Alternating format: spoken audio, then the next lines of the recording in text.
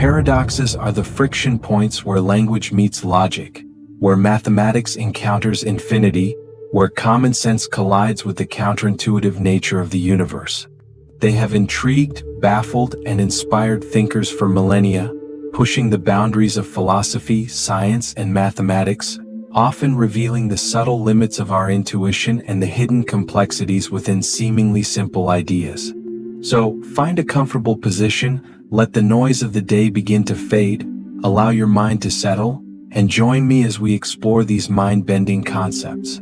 Let them gently occupy your thoughts, guiding you towards reflection, and perhaps ultimately towards peaceful sleep. The Liar Paradox. We begin our exploration with perhaps the most iconic and enduring of all logical paradoxes, a puzzle wrapped in the deceptive simplicity of a single sentence, the Liar Paradox. In its most common and stark formulation, it is the statement, "This statement is false." Take a moment to consider the implications of this brief declaration. Let us try to assign it a truth value, as we intuitively feel we should be able to do with any declarative sentence. First, let's assume the statement is true. If it is indeed true, then what it asserts must be correct. But what it asserts is that it is false. Therefore, if we begin by assuming it is true, we are forced by its own content to conclude that it must be false. This is a direct contradiction. Something cannot be both true and false simultaneously in the same respect. Our initial assumption leads us into inconsistency.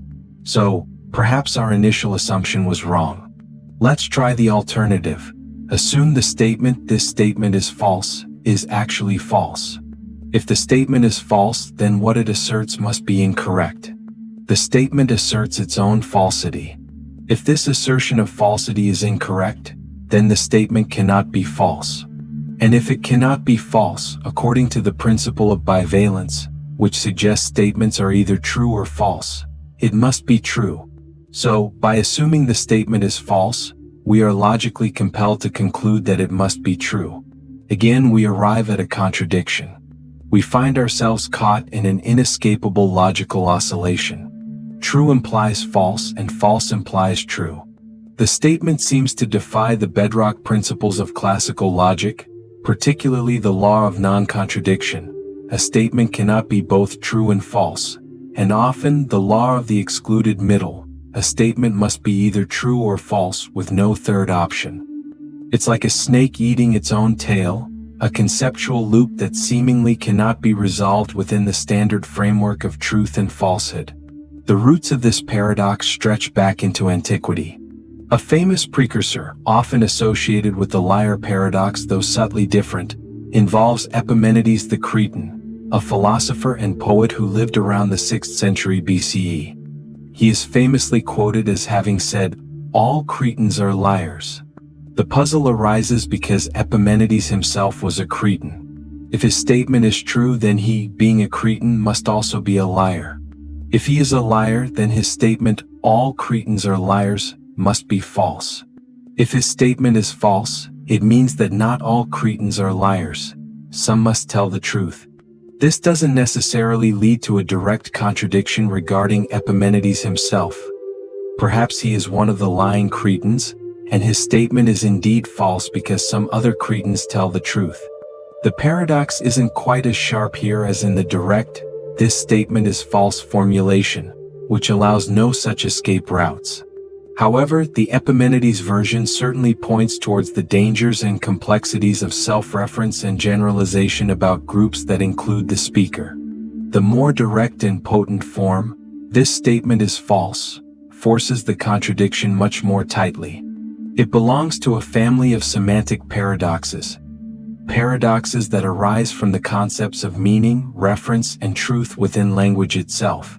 It demonstrates that our natural language, with its powerful ability for self-reference, the ability of language to talk about itself, contains the seeds of its own potential inconsistency if not handled carefully. Over the centuries, philosophers and logicians have proposed numerous ways to try and resolve or defuse the Liar Paradox. One influential approach, developed by Alfred Tarski in the 20th century, involves the idea of a hierarchy of languages.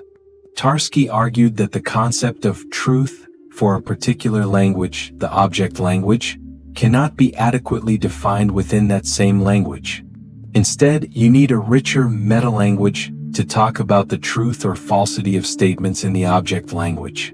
In this view, a statement like "this statement is false" is ill-formed because it tries to use the truth predicate, "is false," for its own language level. The statement is essentially trying to operate outside the grammatical rules of a properly stratified language system.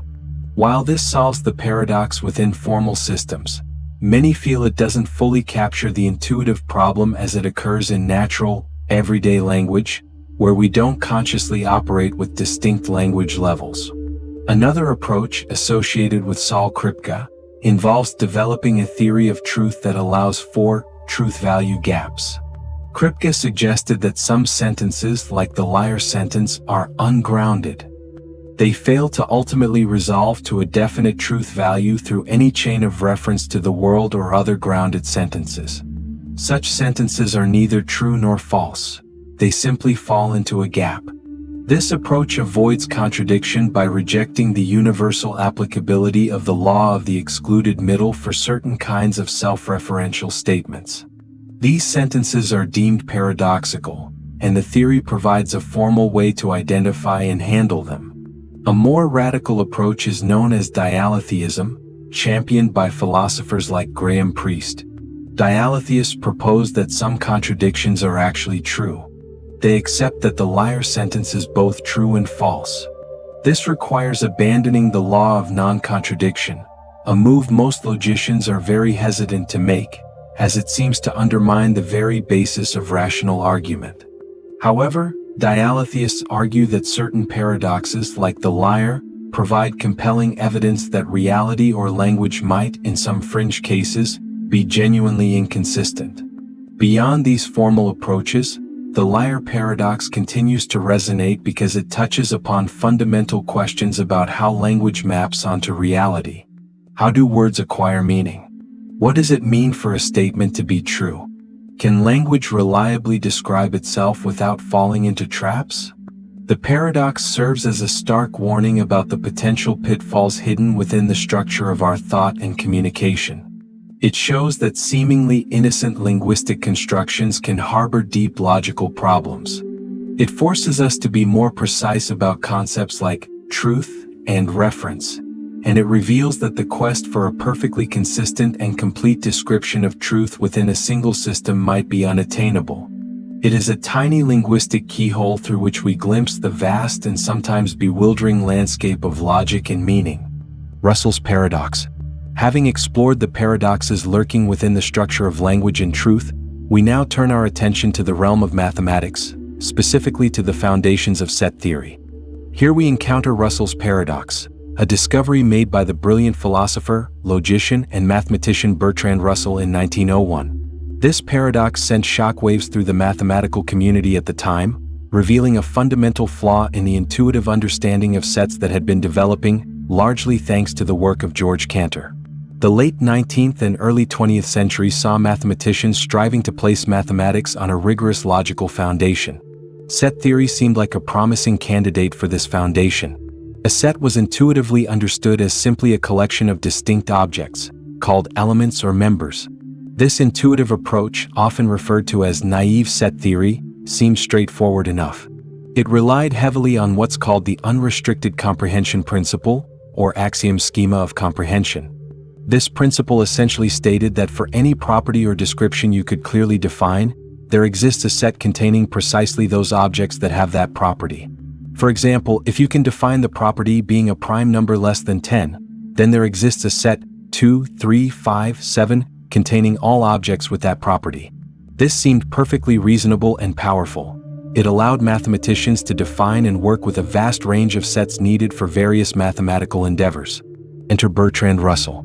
He considered a specific, rather peculiar property, the property of not being a member of oneself. Let's examine this. Most sets we typically think about do not contain themselves as members. For instance, the set of all teacups is not itself a teacup, so it doesn't contain itself. The set of all integers is not an integer, so it doesn't contain itself. The set of all human beings is not a human being. These normal sets seem to vastly outnumber any potential sets that might contain themselves, though contemplating such self-containing sets can lead to other complex issues. Russell then applied the unrestricted comprehension principle to this property. If not being a member of oneself is a definable property, then according to the principle, there must exist a set containing all the sets that have this property. Let's call this special set R for Russell. So R is defined as the set of all sets X such that X is not a member of X. The definition seems clear enough. Now comes the devastatingly simple question that Russell posed. Is the set R itself a member of R? Does this set, containing all sets that don't contain themselves, contain itself? Let's carefully follow the logic just as we did with the liar paradox. There are only two possibilities. Either R is a member of R or R is not a member of R. Possibility 1. Assume R is a member of R. If R is a member of itself, then according to the defining property of R, it must satisfy the condition of membership. The condition is that a set must not be a member of itself to be in R. So, if R is in R, it must not be a member of itself. This is a direct contradiction. Our assumption that R is a member of R leads logically to the conclusion that R is not a member of R. Possibility 2. Assume R is not a member of R. If R is not a member of itself, then it satisfies the very property required for membership in R, the property of not being a member of oneself. Since R contains all sets with this property, and R itself has this property, then R must be a member of R. Again, we reach a contradiction. Our assumption that R is not a member of R leads logically to the conclusion that R is a member of R. Just like the liar paradox, Russell's paradox traps us in an inescapable loop. The set R cannot be a member of itself without contradicting its definition, and it cannot fail to be a member of itself without contradicting its definition. The existence of such a set, which seemed guaranteed by the intuitive unrestricted comprehension principle, leads directly to a logical impossibility. The discovery of this paradox was profound. It wasn't just a clever word puzzle, it struck at the heart of the foundational project for mathematics. George Cantor, whose work on set theory was revolutionary, was deeply troubled. Gottlob Frege, a German logician who was about to publish the second volume of his life's work attempting to ground arithmetic in logic using set theory, received a letter from Russell explaining the paradox just as the book was going to press. Frege was devastated, famously writing in an appendix that hardly anything more unfortunate can befall a scientific writer than to have one of the foundations of his edifice shaken after the work is finished. Russell's paradox showed that the intuitive notion of a set, based on simply gathering objects with a shared property, was fundamentally flawed and could lead to contradictions. The resolution, or rather the way mathematics moved forward, was not to abandon set theory but to refine it. The unrestricted comprehension principle was recognized as too powerful and potentially dangerous. Mathematicians developed axiomatic set theories, the most common of which today is Zermelo-Fraenkel set theory, often with the axiom of choice included, ZFC. In these systems, the formation of sets is carefully restricted by a list of axioms, fundamental assumptions that are taken as starting points. Instead of allowing any property to define a set, ZFC uses axioms like the axiom schema of specification, or separation. This axiom states that if you already have a set, let's call it A, you can then define a subset of A consisting of all elements within A that satisfy a certain property. You cannot simply conjure a set out of thin air based on a property alone. You must separate elements from an existing, well-defined set. In ZFC, Russell's paradox is avoided because the collection R, the set of all sets that do not contain themselves, cannot be formed. There is no axiom that allows for the creation of such a set of all sets in the first place. The axioms prevent the construction of sets that are too large or paradoxically defined. While it might seem like a technical fix, the development of axiomatic set theory provided a more stable, consistent foundation for modern mathematics, allowing the vast majority of mathematical work to proceed without fear of such contradictions. However, Russell's paradox remains philosophically significant. It serves as a critical lesson about the limits of intuition, even in mathematics. It demonstrates that seemingly obvious principles can harbor hidden inconsistencies. It underscores the importance of rigorous axiomatization when dealing with foundational concepts, especially those involving collections or infinity. And much like the liar paradox highlighted issues with self-reference in language, Russell's paradox exposed similar dangers when dealing with collections that might include themselves or are defined in relation to their own membership. It is a testament to the power of logical analysis to uncover deep structural problems in our systems of thought. Zeno's paradoxes. Let us now step back into the mists of ancient Greece to confront a set of arguments so ingeniously counterintuitive, so persistently puzzling, that they continue to challenge our understanding of motion, space, time, and infinity even today. These are Zeno's paradoxes, attributed to the philosopher Zeno of Elea, a student of Parmenides. Parmenides argued for a radical view of reality as unchanging, unified, and motionless, suggesting that the world of change and plurality we perceive through our senses is ultimately an illusion. Zeno, in defense of his teacher, crafted these brilliant paradoxes not necessarily to prove reality is static, but rather to demonstrate the inherent logical contradictions and absurdities that arise if we assume motion and divisibility are real. By attempting to follow the logic of movement through infinitely divisible space and time, Zeno leads us to conclusions that seem utterly impossible, forcing us to question the very foundations of our common-sense view of the world. These remain among the deepest questions about the structure of reality, challenges that nobody can answer without confronting the perplexing nature of infinity. We have perhaps touched upon one of these before, the dichotomy paradox. Recall its unsettling logic. To travel any distance, say across this room, you must first cover half the distance. But before you can cover half the distance, you must cover half of that half, a quarter of the total distance. And before that, half of the quarter, an eighth, and so on infinitely. The journey is broken down into an endless sequence of smaller and smaller required steps. The profound challenge Zeno poses here is, how can one complete an infinite number of tasks in a finite amount of time? If reaching the destination requires traversing an infinite series of points, how can motion ever begin, let alone be completed? The paradox seems to logically forbid movement, directly contradicting our everyday experience. It exploits the concept of space being infinitely divisible, suggesting that this very divisibility creates an insurmountable barrier to traversing even the smallest finite distance. Perhaps even more famous is Zeno's paradox of Achilles and the tortoise.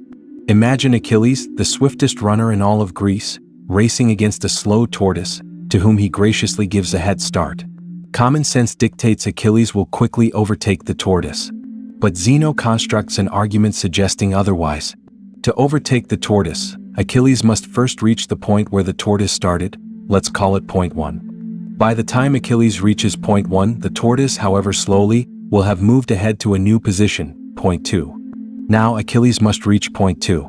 But by the time he gets there, the tortoise will have crawled a little further ahead to point 3. Achilles must then cover the distance to point 3, but again the tortoise will have moved slightly forward. This process continues indefinitely. Achilles must always reach the point where the tortoise was, and in that time the tortoise will always have moved some distance, however small, further ahead. Zeno argues that Achilles must complete an infinite sequence of these catching up steps, covering progressively smaller distances, but logically he can never actually overtake the tortoise, as the tortoise will always be marginally ahead at the completion of each step in the infinite series. Again, our direct experience screams that Achilles will win the race easily, yet the logic presented seems to create an infinite barrier. What lies at the heart of both the dichotomy paradox and Achilles and the tortoise? It is the perplexing nature of infinity, specifically the concept of the infinite divisibility of space and time.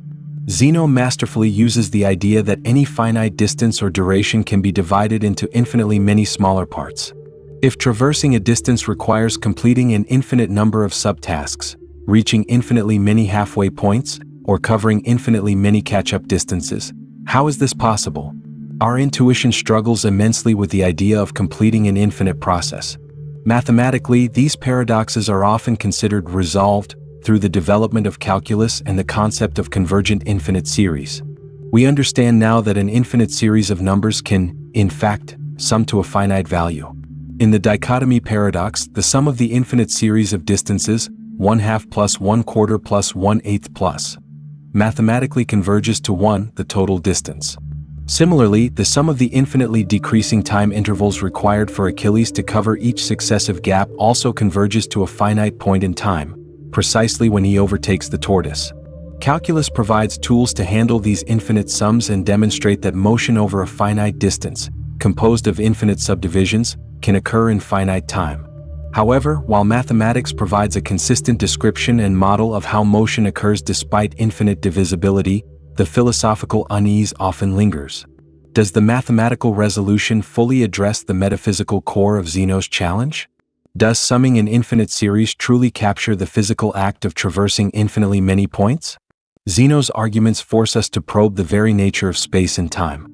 Are they truly continuous and infinitely divisible like the real number line used in calculus? Or could they be discrete, composed of fundamental, indivisible units, like pixels, of space and moments of time, perhaps related to the Planck length and Planck time in modern physics? If space and time are discrete, then Zeno's infinite subdivisions are impossible, and the paradoxes dissolve because there would be a smallest possible step. The paradoxes, therefore, remain relevant in philosophical debates about whether reality is fundamentally continuous or discrete. Furthermore, Zeno's paradoxes highlight the potential tension between logical reasoning and sensory experience. Our senses tell us unequivocally that motion happens, that Achilles does overtake the tortoise. Yet, Zeno presents logical arguments suggesting motion is impossible or paradoxical under certain assumptions about infinity. This forces us to consider the reliability of both our senses and our reason. Are our senses deceiving us about the reality of motion, as Parmenides might suggest? Or is our logic, particularly when grappling with infinity, leading us into conceptual traps that don't accurately reflect physical reality? How do we reconcile rigorous mathematical models with the qualitative experience of moving through the world? These paradoxes are far more than ancient curiosities or mathematical exercises. They are profound philosophical probes into the foundations of our understanding of reality. They challenge us to clarify our concepts of motion, change, space, time, continuity, discreteness, and the ever-elusive nature of infinity. They serve as powerful reminders that our most basic assumptions about the world can harbor deep complexities and potential contradictions. The fact that they continue to provoke debate and reflection after 2,500 years testifies to their depth. As you continue your journey into deep relaxation, let your mind gently hold the images of Zeno's puzzles. The arrow seemingly frozen in mid-flight, another of his paradoxes, the runner unable to reach the end, swift Achilles forever chasing the tortoise. Feel the tension between the undeniable reality of motion in your own experience, the rise and fall of your breath, the beating of your heart, and the logical knots tied by the concept of infinity. Zeno's paradoxes may not have a single, universally satisfying philosophical resolution. Let this lack of finality be okay. Find peace not in solving the puzzle definitively, but in appreciating its power to illuminate the mysterious relationship between our minds, our mathematical descriptions, and the fundamental nature of the reality we inhabit, resting calmly within the endlessly fascinating interplay of the finite and the infinite. The Ship of Theseus. We now turn to a paradox that resonates deeply with our own experience of existence, grappling with the elusive nature of identity over time amidst constant change. This is the Ship of Theseus, a thought experiment recorded by the ancient historian Plutarch, though the ideas likely predate him. It forces us to confront a seemingly simple, yet profoundly difficult question. What makes something, an object, an organism, perhaps even an idea, the same thing from one moment to the next, especially when its constituent parts are replaced? Plutarch presents the scenario. Imagine the legendary ship sailed by the hero Theseus. Over many years of voyages and battles, its wooden planks begin to rot and wear out. As each plank becomes unusable, it is carefully removed and replaced with a new, identical plank. This process continues gradually, piece by piece, until eventually, every single original plank of the ship has been replaced. The ship still looks the same, it serves the same function, it sails under the same name, and it has a continuous history. But here lies the question. Is this fully restored vessel, composed entirely of new materials, still the same ship that Theseus first sailed? Intuition pulls us in different directions. On one hand, the change was gradual. There was never a moment where the old ship ceased to exist and a new ship suddenly appeared. It maintained its form, its function as a ship, its name, and its historical continuity. Many would argue that, yes, it remains the Ship of Theseus. Think of a river. The water flowing in it is constantly changing, yet we call it the same river because of its continuous form and location. Perhaps the ship is similar. Its identity lies in its pattern and continuity, not its specific material substrate. On the other hand, a compelling argument can be made that the ship is fundamentally not the same. If identity is tied to the physical matter that constitutes an object, then a ship made of entirely different planks cannot be the original. Material composition is crucial. Change the matter completely and you change the object. This perspective emphasizes the physical reality over abstract notions like function or history. If none of the original stuff remains, how can it possibly be the same entity? The paradox deepens with a further complication introduced by later philosophers, notably Thomas Hobbes. Imagine that as each original plank was removed from the ship, someone carefully collected them. Once the restoration of the first ship was complete with all new planks, this person painstakingly reassembled all the old, original planks into another ship, perfectly recreating the initial form. Now we are faced with two ships, the one currently sailing, composed entirely of new parts but possessing the continuous history and function, and the one reconstructed from all the original materials. Which of these, if either, is the true Ship of Theseus? The reconstructed ship has a strong claim based on material identity. It is made of the original substance. The restored ship has a strong claim based on spatio-temporal and functional continuity. It's the entity that continued to exist through time in the role of Theseus's ship. This forces us to clarify what criterion we prioritize for identity. This puzzle is far more than just a nautical brain teaser. It applies directly to countless aspects of our world, including ourselves. Consider a living organism like a human being. Over a period of roughly 7 to 10 years, through metabolic processes, nearly every atom and cell in your body is replaced. The physical matter that constitutes you today is almost entirely different from the matter that constituted you a decade ago. Yet, you undoubtedly feel like the same person. What? Most would point to psychological continuity, the persistence of memories, personality traits, beliefs, consciousness, and a sense of self that connects your past, present, and future selves into a coherent narrative. For persons, we seem to intuitively prioritize psychological continuity over strict material identity. But even this has its limits. What about cases of severe amnesia, where vast swathes of memory are lost? Or profound personality changes due to brain injury or illness? Does the person remain the same? The Ship of Theseus forces us to confront the fuzziness of these boundaries. What if technological advancements allowed us to gradually replace biological body parts with artificial ones? Replacing a limb seems unproblematic for identity. Replacing multiple limbs? Still likely the same person. Replacing internal organs? Probably fine. But what about the brain? If parts of the brain were slowly replaced with functionally identical artificial components, at what point, if any, would the original person cease to exist? If the entire brain is eventually replaced, is the identity preserved if the functional patterns, memories, personality, remain? Or is the biological substrate essential? The paradox extends further. Think of a band or a sports team. Members leave, new ones join. Over decades, the entire original lineup might change. Is it still the same band or team if it operates under the same name and maintains a continuous history?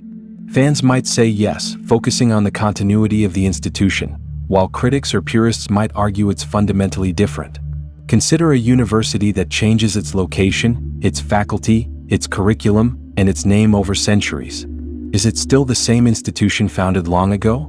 What about a software program that undergoes constant updates, eventually replacing almost all of its original code? Is it the same program? Philosophers have proposed various frameworks to grapple with these questions. Some adopt mereological essentialism, arguing that objects have certain essential parts, and replacing them fundamentally creates a new object.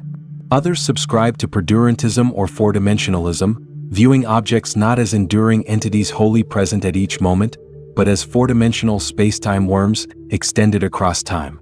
In this view, the Ship of Theseus is the entire history of the ship object through time. Replacing planks just means the later temporal parts of the worm have different spatial constituents. The question then becomes about how we identify and name these space-time worms. Endurantism, in contrast, holds that objects are wholly present at each moment and persist through change, maintaining their identity despite alterations. Ultimately, the Ship of Theseus paradox may not have a single universally correct answer because the concept of identity itself might be context-dependent or even somewhat ambiguous. What we count as the same often depends on our purpose and the criteria we choose to emphasize: material composition, spatio-temporal continuity, functional role, historical narrative, or psychological connection. The enduring power of the paradox lies in its ability to expose this ambiguity, forcing us to reflect on the complex relationship between persistence and change, matter and form, and the very nature of what it means for anything, including ourselves, to remain the same over time. It reminds us that identity is perhaps less like a fixed label and more like a dynamic, ongoing process. The Grandfather Paradox. We now venture into the speculative, yet logically fertile ground of time travel, specifically focusing on paradoxes that arise from the possibility of altering the past. The most famous and intuitive of these is the Grandfather Paradox. It presents a scenario that seems to render backward time travel logically impossible by creating an irresolvable causal contradiction. Imagine you have successfully built a time machine. Motivated by some reason, perhaps misplaced anger, perhaps a desire to test the limits of causality, you decide to travel back in time to a period before your own birth. Your specific mission: to find your paternal grandfather when he was a young man, before he met your grandmother, and prevent him from ever meeting her. Perhaps you intend to harm him, or perhaps just subtly interfere with their initial encounter. You succeed in your mission. Your grandfather never meets your grandmother. Consequently, your father or mother, depending on which grandfather you targeted, is never conceived. And if your parent was never born, then you, the time traveler, could never have been born either. But here lies the paradox. If you were never born, then you could not have existed in the future to build the time machine. And if you couldn't build the time machine, you couldn't have traveled back to the past. And if you couldn't travel back to the past, you couldn't have interfered with your grandfather meeting your grandmother. Which means they would have met, your parent would have been born, and you would have been born, eventually building the time machine and traveling back, leading right back to the contradiction. The core of the Grandfather Paradox is a problem of causal consistency. Your action in the past, preventing your grandparents from meeting, let's call this event B, is depicted as directly preventing the necessary conditions for your initial action, traveling back in time, action A. The logical structure becomes: action A implies event B, but event B implies that action A could never have happened, not A. This forms a classic reductio ad absurdum. The initial assumption, that you can travel back and perform action A to cause event B, leads directly to a logical contradiction, suggesting the initial assumption must be false. Therefore, the paradox seems to demonstrate that traveling back in time to alter one's own past in a way that prevents one's own existence is logically impossible. The paradox isn't limited strictly to grandparents or preventing one's birth. It applies to any action taken in the past that would logically prevent the time travel journey itself from occurring. For example, a time traveler going back to kill their younger self would face the same logical loop. If they succeed, they wouldn't grow up to become the time traveler. Another variation involves preventing the invention of the time machine itself, perhaps by destroying crucial research notes or discouraging the inventor, who might even be the time traveler's past self. Success in this mission undermines the very means by which the mission was undertaken. Given the apparent logical force of this paradox, physicists and philosophers exploring the theoretical possibility of backward time travel, often linked to exotic solutions in Einstein's general relativity, like wormholes or certain spacetime geometries, have proposed several ways to resolve or interpret it. One prominent idea is the Novikov self-consistency principle, proposed by Russian physicist Igor Dmitrievich Novikov. This principle suggests that the laws of physics are constrained in such a way as to prevent causal paradoxes from occurring. If time travel to the past were possible, any actions taken by the time traveler would already be part of history and could not, in fact, alter events in a way that creates a contradiction. Essentially, the universe enforces consistency. If you traveled back to prevent your grandparents from meeting, something would inevitably intervene. Perhaps your gun jams, you slip on a banana peel at the crucial moment, you get delayed, or perhaps, in a more ironic twist, your very interference is what causes them to meet in the first place when they otherwise wouldn't have. In this view, the past is immutable, and any attempt to change it is doomed to fail or simply fulfill what was always meant to happen. While this resolves the logical contradiction, it raises profound questions about free will. Does the time traveler actually have the freedom to choose their actions in the past if the universe conspires to ensure a consistent outcome? Another popular resolution, particularly prevalent in science fiction but also discussed conceptually, involves the many worlds interpretation (MWI) of quantum mechanics, or more generally, the idea of parallel universes. In this view, traveling back in time and altering a past event doesn't change your original timeline. Instead, your actions cause the timeline to split, creating a new, divergent parallel universe. In this new universe, your grandparents indeed never meet and your counterpart is never born. However, this has no effect on the original universe from which you departed, where your history remains intact. You, the time traveler, are now simply stranded in an alternate reality you created. This elegantly avoids the logical contradiction by separating the cause, your arrival and action, from its potentially paradoxical effect on your own origin, placing that effect in a different reality altogether. The cost, however, is the ontological extravagance of positing an infinite or near-infinite number of parallel universes branching off at every quantum event or decision point. A less common theoretical approach involves the idea that paradox-inducing actions might simply be physically impossible, not due to consistency enforcement, but due to fundamental restrictions on time travel itself. Perhaps time travel is only possible to points after the time machine was created, preventing interference with its invention. Or perhaps travel is limited to observation only, without the ability to interact. The grandfather paradox forces us to confront fundamental assumptions about causality and the nature of time. Does causality strictly operate in a forward direction? Is the past fixed and unchangeable, or is it malleable? Is time a single linear progression, as in presentism, where only the present is real? Or is it a block universe, eternalism, where past, present, and future all exist simultaneously and are equally real? The block universe view might make the Novikov principle seem more plausible. The time traveler's journey is just another path traced through the existing space-time block, already consistent with the whole. Ultimately, the grandfather paradox remains a cornerstone of thinking about time travel. It serves as a powerful logical constraint, demonstrating the inherent difficulties in reconciling backward causality with consistency. Whether resolved through immutable timelines, branching universes, or inherent physical limitations, the paradox highlights how deeply our understanding of time is intertwined with our understanding of cause and effect, and how altering that relationship could unravel logic itself. The Bootstrap Paradox. Continuing our exploration of temporal puzzles, we encounter another fascinating consequence of potential time travel, the Bootstrap Paradox. Also known as an ontological paradox or a causal loop, this paradox differs subtly but significantly from the grandfather paradox. While the grandfather paradox deals with inconsistencies created by changing the past, the Bootstrap Paradox deals with objects or information that exist within a consistent causal loop, but seemingly without any point of origin. It challenges our fundamental understanding of creation and causality. How can something exist if it was never truly created? Let's illustrate with some classic examples. Imagine a future historian deeply admires a particular antique pocket watch supposedly owned by Shakespeare. They manage to acquire it, travel back in time to Elizabethan England, meet Shakespeare, and, in a moment of admiration, gift him the very watch they brought from the future. Shakespeare uses the watch throughout his life. After his death, the watch is passed down through generations, eventually ending up in a museum, where centuries later the future historian acquires it, only to travel back and give it to Shakespeare again. The loop is causally consistent. Every event within it leads logically to the next. But the crucial question arises, where did the watch originally come from? It seems to have no point of creation. It wasn't manufactured in Elizabethan times, nor was it manufactured in the future historian's time. They acquired an antique. The watch exists solely because of the time loop itself. It pulled itself up by its own bootstraps, hence the name.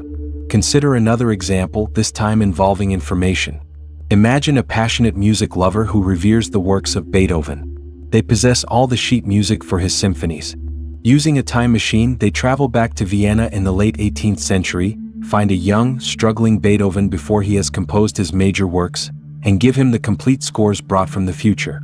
Beethoven, perhaps initially bewildered, eventually recognizes the genius within the scores, which are, after all, his own future creations, and publishes them under his name.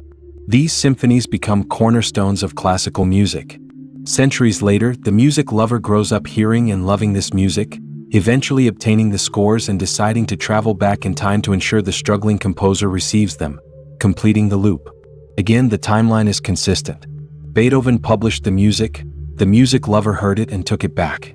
But who actually composed the music? It wasn't Beethoven in the traditional sense, he copied it, and it wasn't the time traveler. The information, the musical notes themselves, seems to exist without an originator, trapped in an eternal causal cycle. A final example involves the time machine itself. A brilliant scientist is struggling to invent time travel. One day, a mysterious elderly figure appears, gives the scientist detailed blueprints and theoretical notes, then vanishes.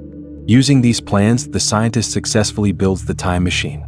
They use it for many years, becoming the elderly figure, and eventually realize they must travel back to give the plans to their younger self to ensure the machine is built, thus closing the loop. Who actually designed the time machine? The plans have no independent origin.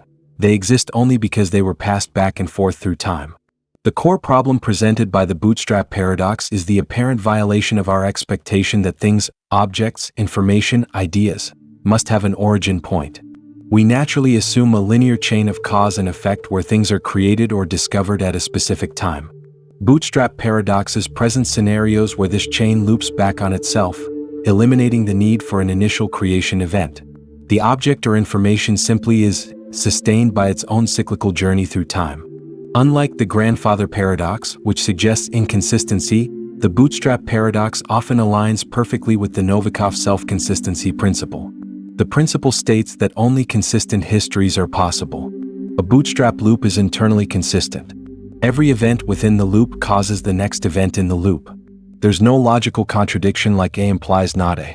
The paradox isn't one of logic breaking down, but rather one of ontology, the study of being and existence. It presents an existence without an apparent beginning. This raises profound philosophical and even physical questions. Does information require a creator? Could complex information like a symphony or scientific plans genuinely exist without ever having been originally conceived by a mind?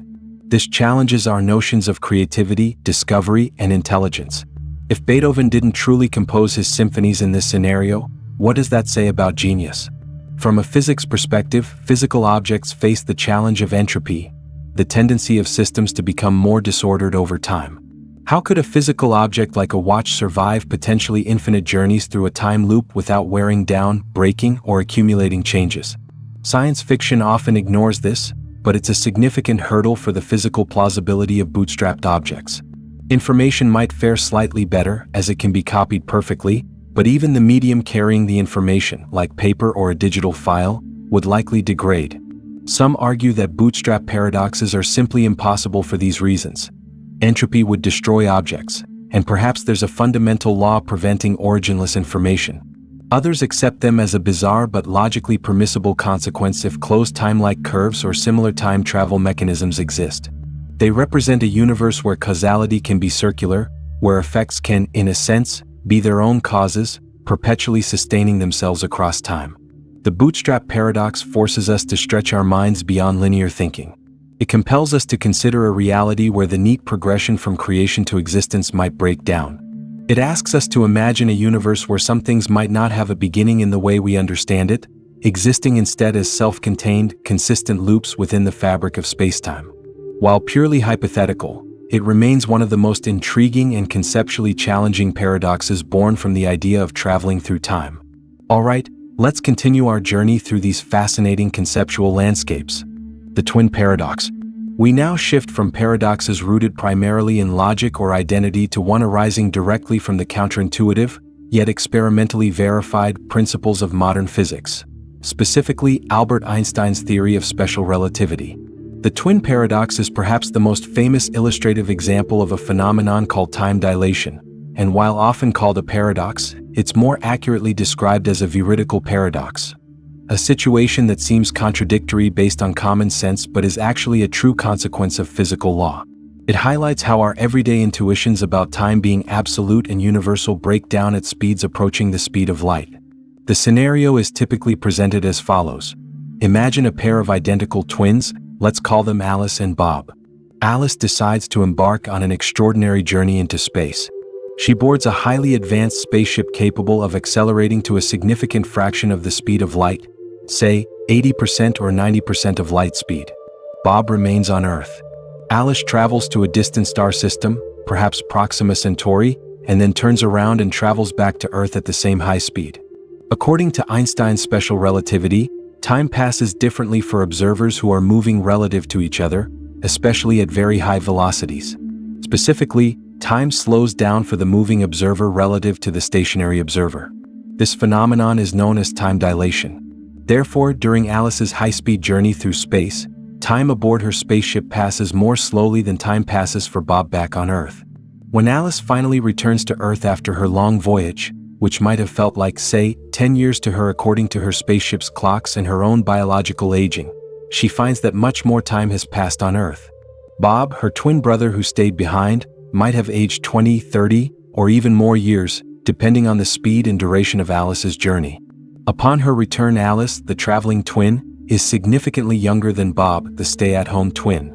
This outcome, that one twin ages less than the other due to high-speed travel, is a direct prediction of special relativity and has been experimentally confirmed, albeit on smaller scales, using atomic clocks flown on airplanes and satellites, and through observations of decaying subatomic particles moving at near light speed in accelerators. So where's the paradox? The apparent paradox arises when we consider the situation from Alice's perspective.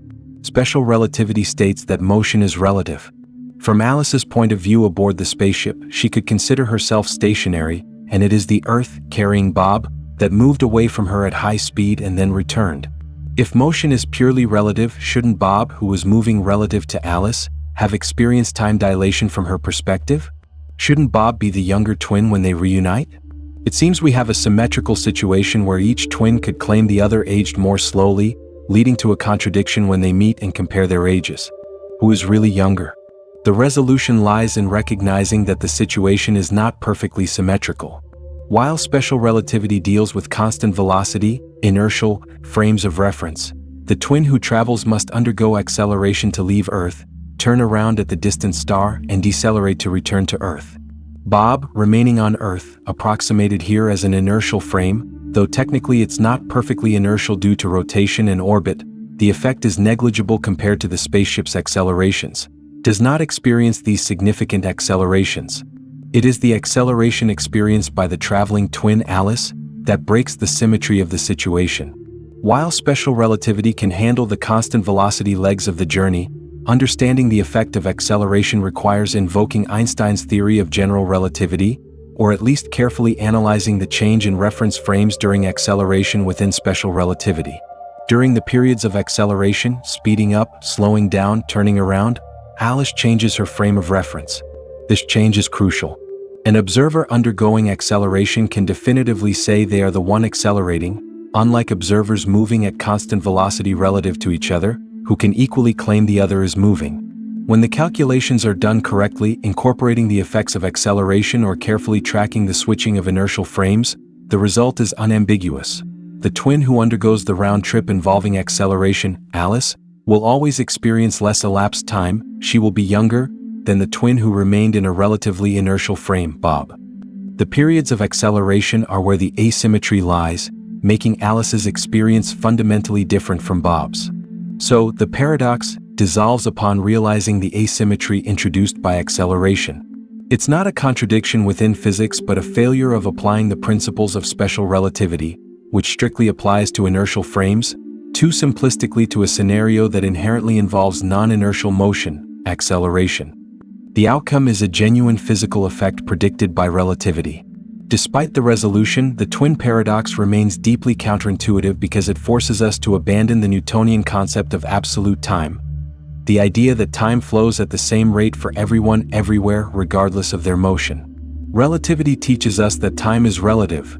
Its passage depends on the observer's motion and, as shown by general relativity, also on the strength of the gravitational field they are in. Gravitational time dilation is another related effect, where time passes more slowly in stronger gravity.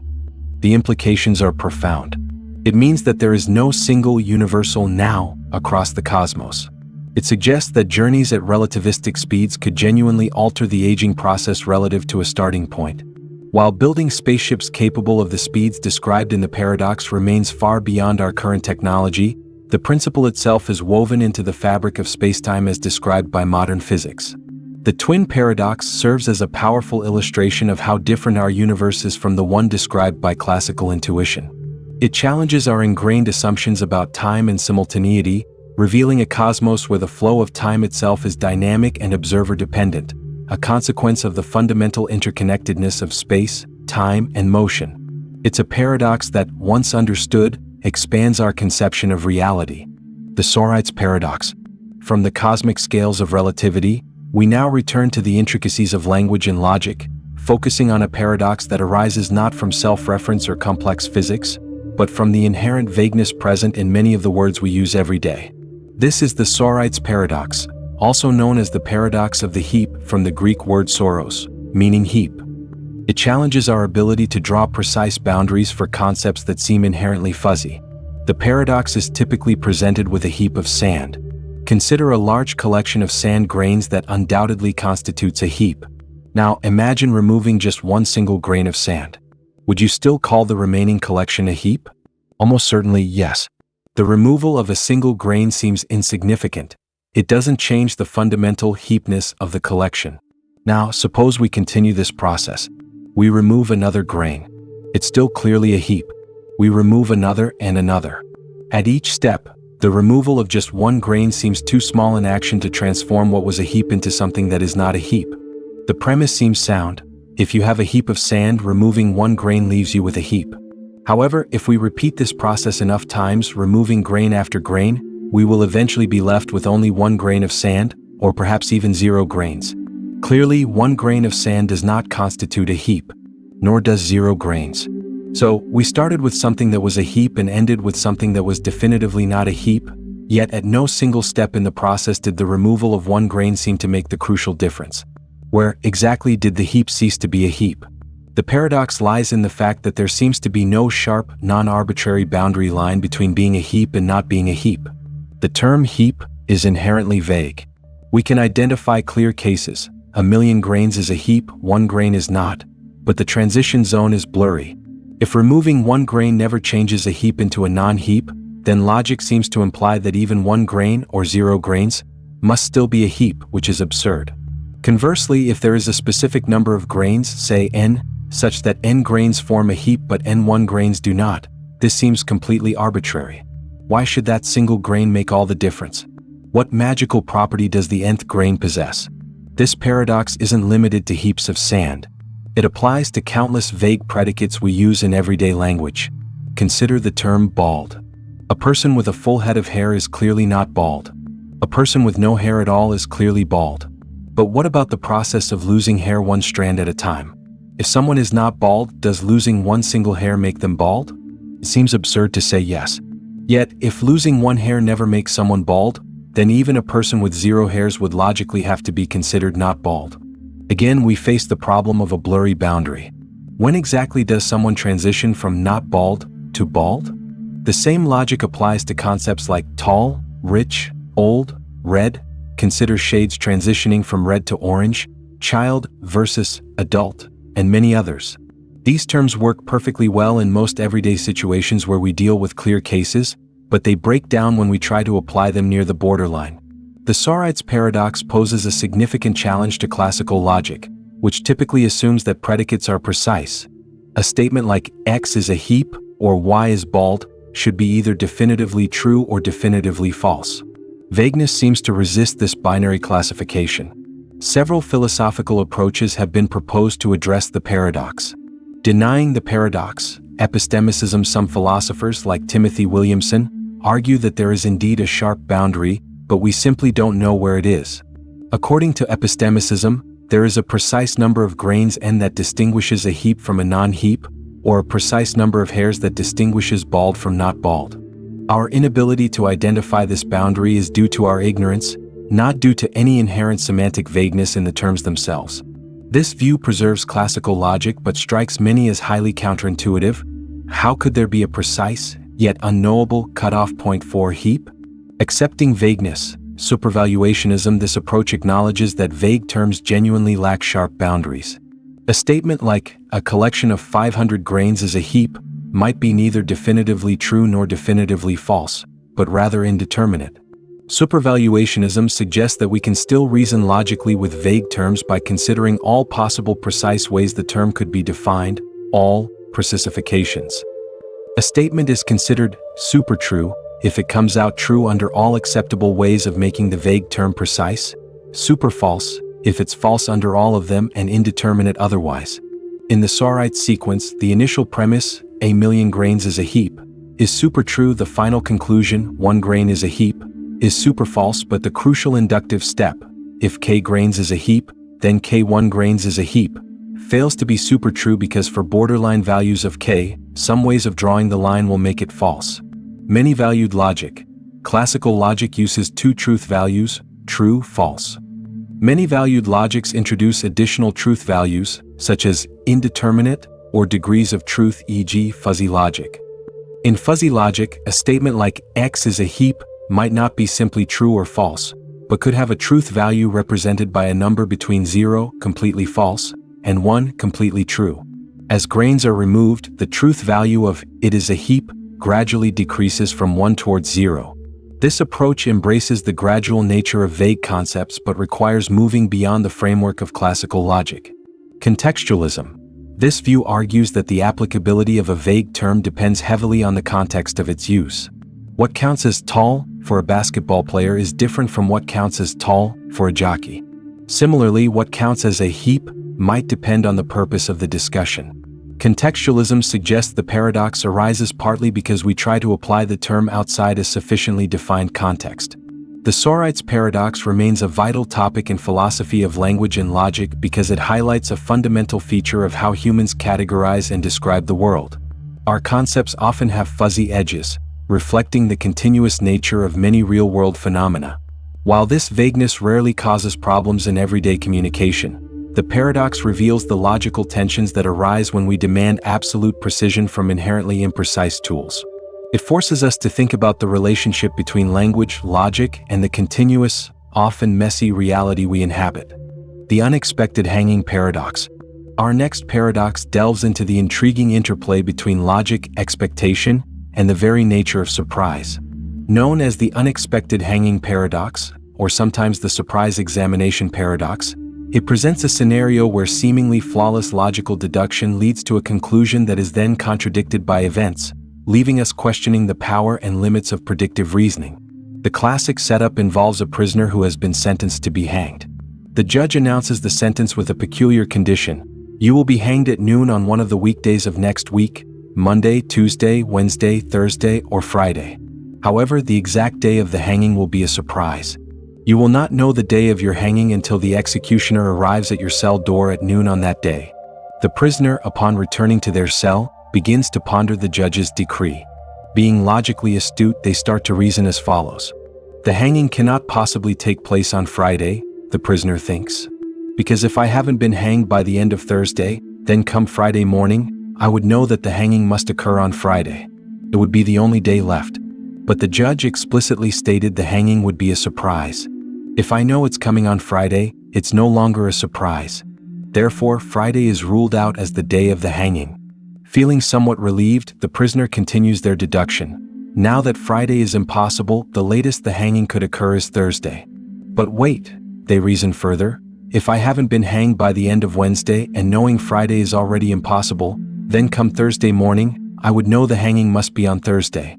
It would be the only remaining possibility. But again, this would mean it's not a surprise, contradicting the judge's condition. So, Thursday must also be impossible. The prisoner, gaining confidence, applies the same logic backward through the week. Since Thursday is ruled out, the latest possible day is Wednesday. If I survive until Wednesday morning, knowing Thursday and Friday are impossible, I'd know Wednesday has to be the day. Therefore, it wouldn't be a surprise. So, Wednesday is also impossible. This backward elimination continues. Tuesday is ruled out because if the prisoner survived Monday, knowing Wednesday, Thursday, and Friday were impossible, they'd expect the hanging on Tuesday. And finally, Monday is ruled out. If the hanging couldn't happen on Tuesday, Wednesday, Thursday, or Friday, it would have to be Monday, but knowing this on Monday morning would violate the surprise condition. The prisoner reaches the seemingly logical conclusion. The hanging cannot occur on any day of the week without violating the judge's condition that it be a surprise. Therefore, the judge's decree contains a contradiction, and the hanging cannot happen at all. Feeling immensely clever and reassured, the prisoner rests easy. Then, on Wednesday at noon, the executioner arrives at the cell door. The prisoner is completely surprised, precisely as the judge had decreed. The hanging proceeds, fulfilling all the conditions of the sentence.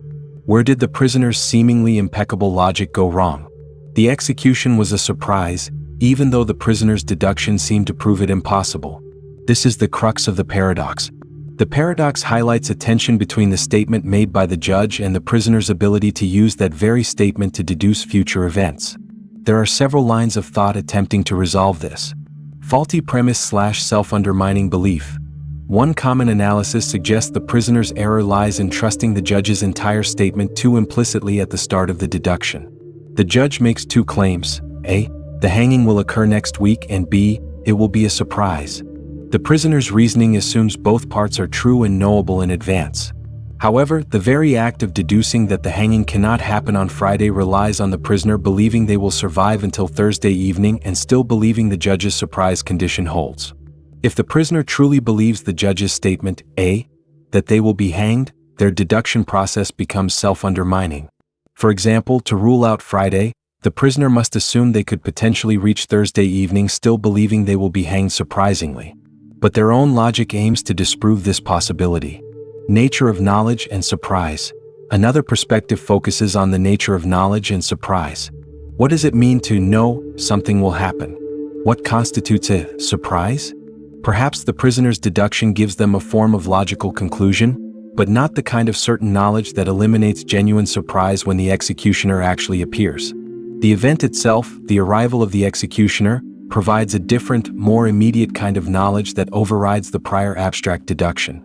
The surprise condition might refer to this moment of event knowledge, not logical predictability based on the decree itself. Self-referential loop. Similar to the liar paradox, the judge's statement involves a degree of self-reference concerning future knowledge. The condition of surprise refers to the prisoner's future state of knowledge, which is influenced by the statement itself. This creates a complex loop. The statement predicts a future event and the epistemic state, lack of knowledge, of the person involved regarding that event. Trying to use the statement to predict the event changes the epistemic state, potentially invalidating the prediction. Pragmatics versus semantics. Some argue the paradox arises from confusing the logical content, semantics, of the judge's statement with its practical effect, pragmatics. Logically, the prisoner's deduction might seem sound if we treat the conditions rigidly. Pragmatically, however, the judge's statement serves to create uncertainty and fear. The prisoner's attempt to logically dissolve this uncertainty fails because the real-world event can still occur unexpectedly, irrespective of the prior deduction. The unexpected hanging paradox is particularly intriguing because, unlike some purely logical paradoxes, the hanging does happen and is a surprise, validating the judge's statement despite the prisoner's seemingly sound reasoning that it couldn't. It suggests that there might be situations where logical deduction about future knowledge states can't fully capture or prevent the unfolding of events. It forces us to think carefully about the relationship between prediction, knowledge, belief, and the element of surprise, especially when statements refer to the knowledge states of those involved. It remains a debated topic in epistemology, the theory of knowledge, and philosophy of logic, showcasing how future-directed statements about knowledge can lead to perplexing results. Fermi Paradox, where are the aliens? We now lift our gaze from the intricacies of logic and language to the vast, silent expanse of the cosmos, confronting a paradox born not of contradiction, but of a profound and unsettling silence. The Fermi Paradox. Named after the brilliant physicist Enrico Fermi, who famously posed the question during a casual lunchtime conversation in 1950, the paradox highlights the stark discrepancy between the high-probability calculations suggesting extraterrestrial intelligence should be common, and the utter lack of observable evidence for such civilizations. In its simplest form, the question is brutally direct. If the universe is so vast and old, filled with potentially habitable worlds, then where is everybody? Let's unpack the reasoning that leads to the expectation of abundant extraterrestrial life. Our universe is staggeringly large. The observable universe alone contains hundreds of billions, perhaps trillions, of galaxies. Each of these galaxies contains hundreds of billions of stars. In recent decades, astronomical discoveries have revealed that planets orbiting stars are not rare exceptions, but the norm. Thousands of exoplanets have been confirmed, and statistical estimates suggest there could be billions, even trillions, of planets just within our Milky Way galaxy. Furthermore, many of these planets reside within the habitable zone of their star, the region where conditions might be suitable for liquid water to exist on the surface, a key ingredient for life as we know it. While habitability involves many more factors than just liquid water, atmosphere, magnetic field, geological activity, etc., the sheer number of candidate planets suggests that worlds capable of supporting life could be incredibly numerous. The universe is also incredibly old, estimated at around 13.8 billion years. Our own solar system formed about 4.6 billion years ago, and life on Earth emerged relatively early in its history. If life can arise under suitable conditions, it seems plausible that it could have arisen on countless other worlds, potentially billions of years before life emerged on Earth. If intelligent life evolves from simpler life forms as it did here, then some of these ancient alien civilizations could have had billions of years to develop advanced technology. Consider humanity's technological progress in just a few centuries. What could a civilization accomplish with a head start of millions or even billions of years? It seems reasonable to assume that at least some of these civilizations would develop technologies far surpassing our own, including capabilities for interstellar communication, travel, or large-scale engineering projects visible across cosmic distances, like Dyson spheres or other megastructures. Even if interstellar travel is incredibly difficult and slow, taking thousands or millions of years to cross the galaxy, the timescale of the universe is so vast that a technologically advanced civilization should have had ample time to colonize large portions of the Milky Way, or at least leave unmistakable signs of its presence. Radio signals, probes, artifacts, atmospheric modifications on planets, or stellar engineering. This line of reasoning, often formalized through estimations like the Drake equation, which attempts to calculate the number of communicative civilizations in our galaxy by multiplying probabilities for factors like star formation rate, planets per star, habitable planets, life emergence, intelligence emergence, technology development, and civilization lifespan, suggests that intelligent, technological life should not be unique to Earth. Depending on the values plugged into the equation, many of which are highly speculative, the number of civilizations could range from very few to millions. Even conservative estimates often yield numbers suggesting we shouldn't be alone. And yet, silence. Decades of searching the skies through programs like SETI, search for extraterrestrial intelligence, listening for artificial radio signals, or looking for optical anomalies have yielded nothing definitive. We see no undisputed evidence of alien megastructures, no fleets of interstellar probes, no beacons calling out across the void. The universe appears, as far as we can tell, remarkably empty of technological intelligence other than our own. This profound silence, this contradiction between high expectation and lack of observation, is the Fermi Paradox. Numerous potential resolutions, often grouped into categories, have been proposed to explain this cosmic quiet. Intelligent life is extremely rare or unique. Perhaps the chain of events leading to complex technological intelligence is far more improbable than we assume. Maybe the emergence of life itself, abiogenesis, is a near miracle. Maybe the leap from simple life to complex multicellular life is the bottleneck. Or perhaps the evolution of human-level intelligence and tool use is an incredibly rare fluke. This is often linked to the rare Earth hypothesis, suggesting Earth's specific combination of geological and astronomical conditions is exceptionally uncommon. The Great Filter. This concept, proposed by Robin Hanson, suggests that there exists some insurmountable barrier or challenge, a great filter, that prevents life from reaching an advanced technological stage capable of interstellar communication or travel. This filter could be behind us, meaning abiogenesis or the rise of complex life was the incredibly hard step, making us exceptionally lucky and rare, or, more worryingly, it could be ahead of us. Perhaps civilizations inevitably destroy themselves through war, environmental collapse, uncontrolled technology, like AI or nanotechnology, or some other unforeseen catastrophe before they can expand into the cosmos. If the filter is ahead, humanity faces a precarious future. Civilizations exist but are undetectable or choose not to communicate. Perhaps advanced civilizations deliberately avoid contact. The zoo hypothesis, where Earth is treated like a wildlife preserve. Maybe they communicate using methods we can't comprehend or detect, beyond radio or light. Perhaps they exist in forms we wouldn't recognize, e.g., digital consciousness within vast computer networks, or beings inhabiting realms beyond standard physics. Maybe interstellar travel is simply too difficult or uninteresting for them. Some theories even suggest advanced civilizations might enter a state of estivation, hibernation, to await a cooler future universe, or exist primarily in virtual realities. We haven't looked long enough or in the right way, The universe is vast, and our search efforts have been comparatively limited in scope, duration, and sensitivity.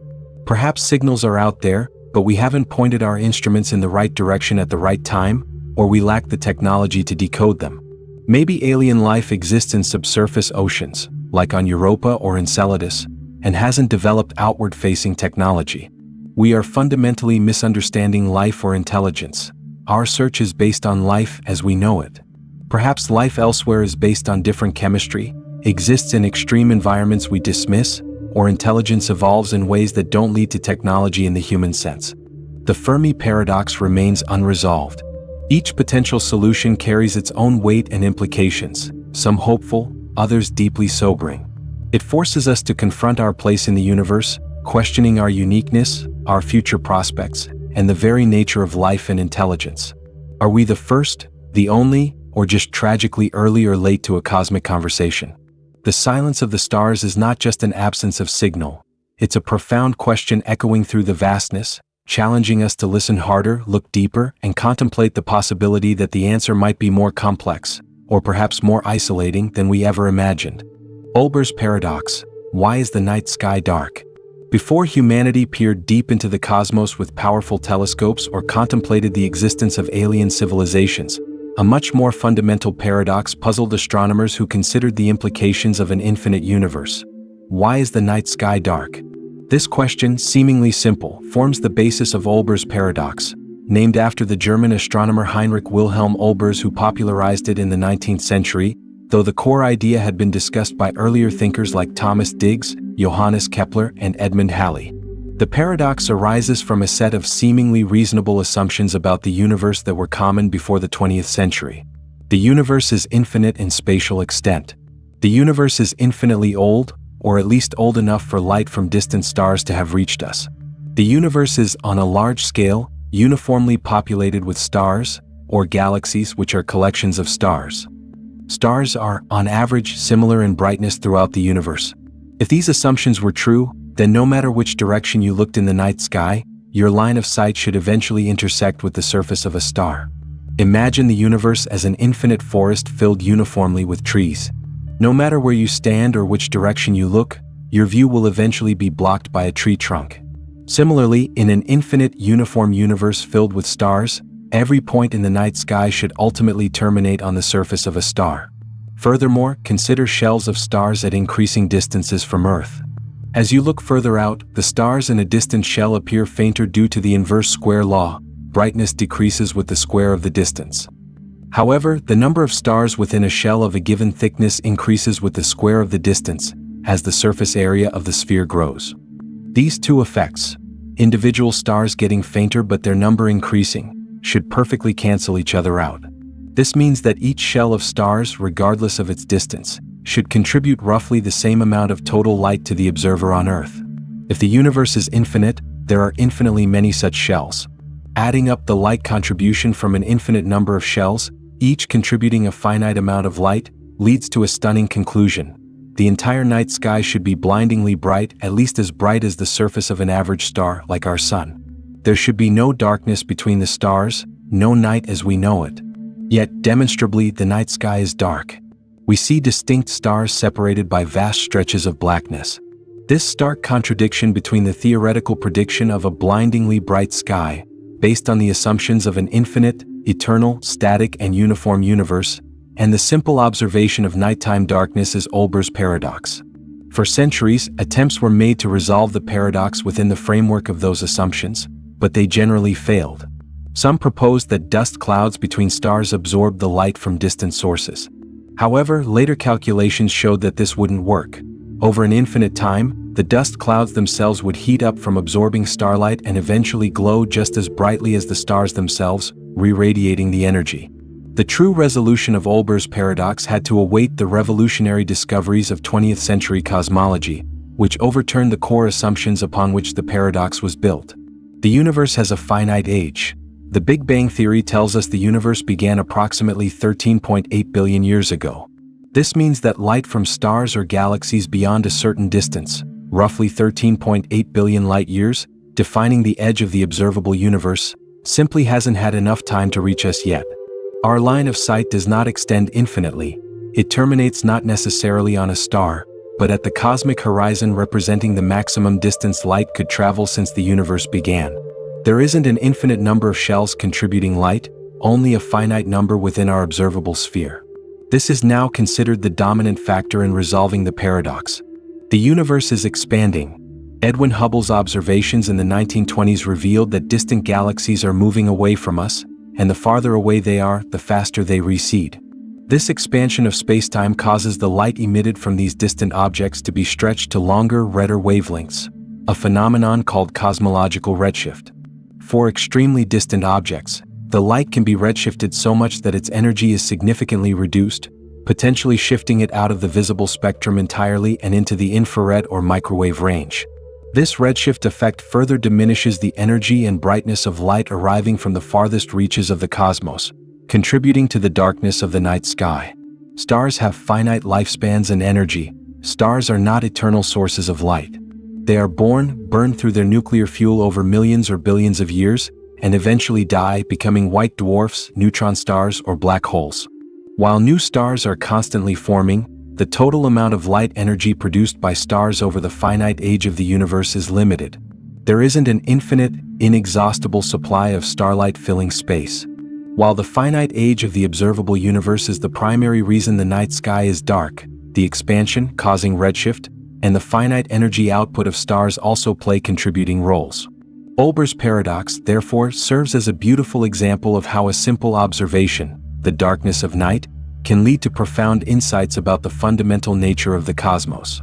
The fact that the night sky isn't blazing with light is compelling evidence against the old idea of an infinite, eternal, static, and uniformly populated universe. Instead, it points directly towards a dynamic universe with a definite beginning in time, an expanding fabric of space-time, and stars with finite lives, the very picture painted by modern cosmology.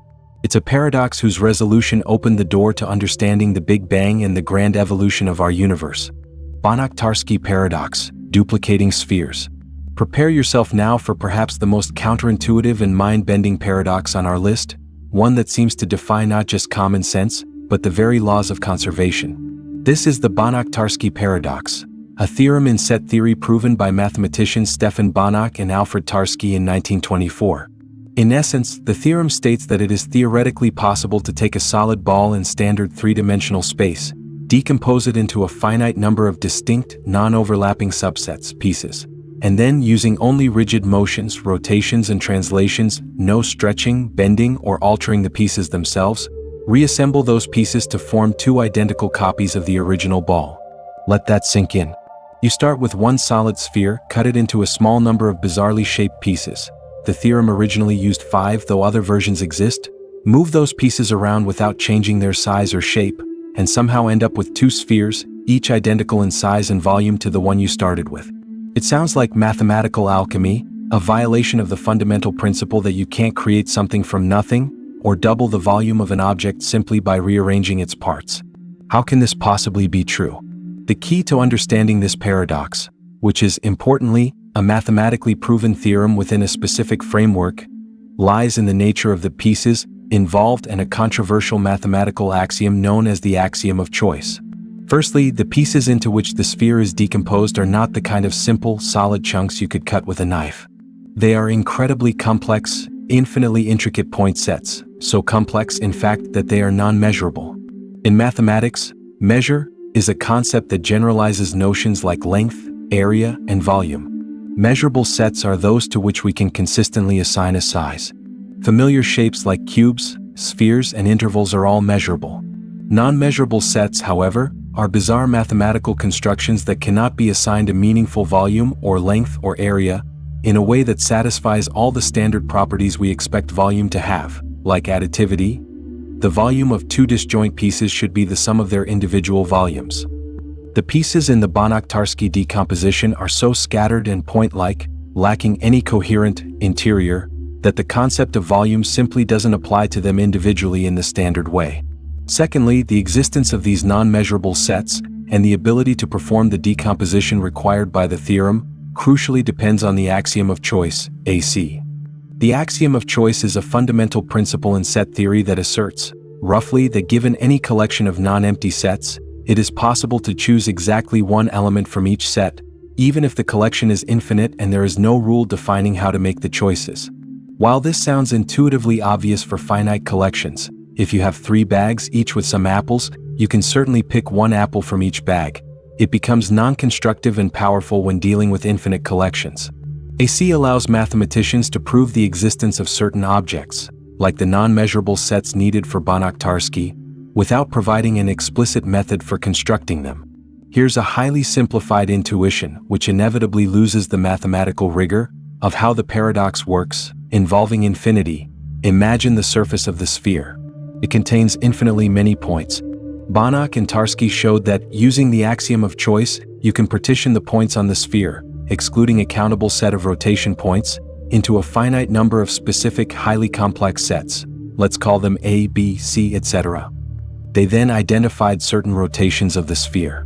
When you apply these specific rotations to some of the sets, they perfectly overlap with other sets in the partition, but in a way that seems to expand the coverage due to the paradoxical nature of rotations in certain mathematical groups, specifically free groups. Think of it like having an infinite jigsaw puzzle where some pieces, when rotated, perfectly match multiple areas of the original picture simultaneously. By carefully choosing rotations allowed by the group structure, you can rotate, for example, set A to cover the space originally occupied by both set B and set C. Through a finite sequence of such rotations and reassemblies of these infinitely complex, non-measurable point sets, enough overlap and expansion, not in volume but in point coverage, is generated to construct the surfaces and by extension the interiors of 2 spheres identical to the original. It is crucial to emphasize what the Banach-Tarski paradox does not mean. It does not provide a practical method for duplicating physical objects. You cannot take a gold ball, cut it up, and get 2 gold balls. The paradox applies only to abstract mathematical objects, sets of points in Euclidean space. The pieces involved are infinitely complex and physically impossible to construct. They have no defined volume individually, so the idea of conserving volume is bypassed because volume isn't applicable to the pieces in the first place.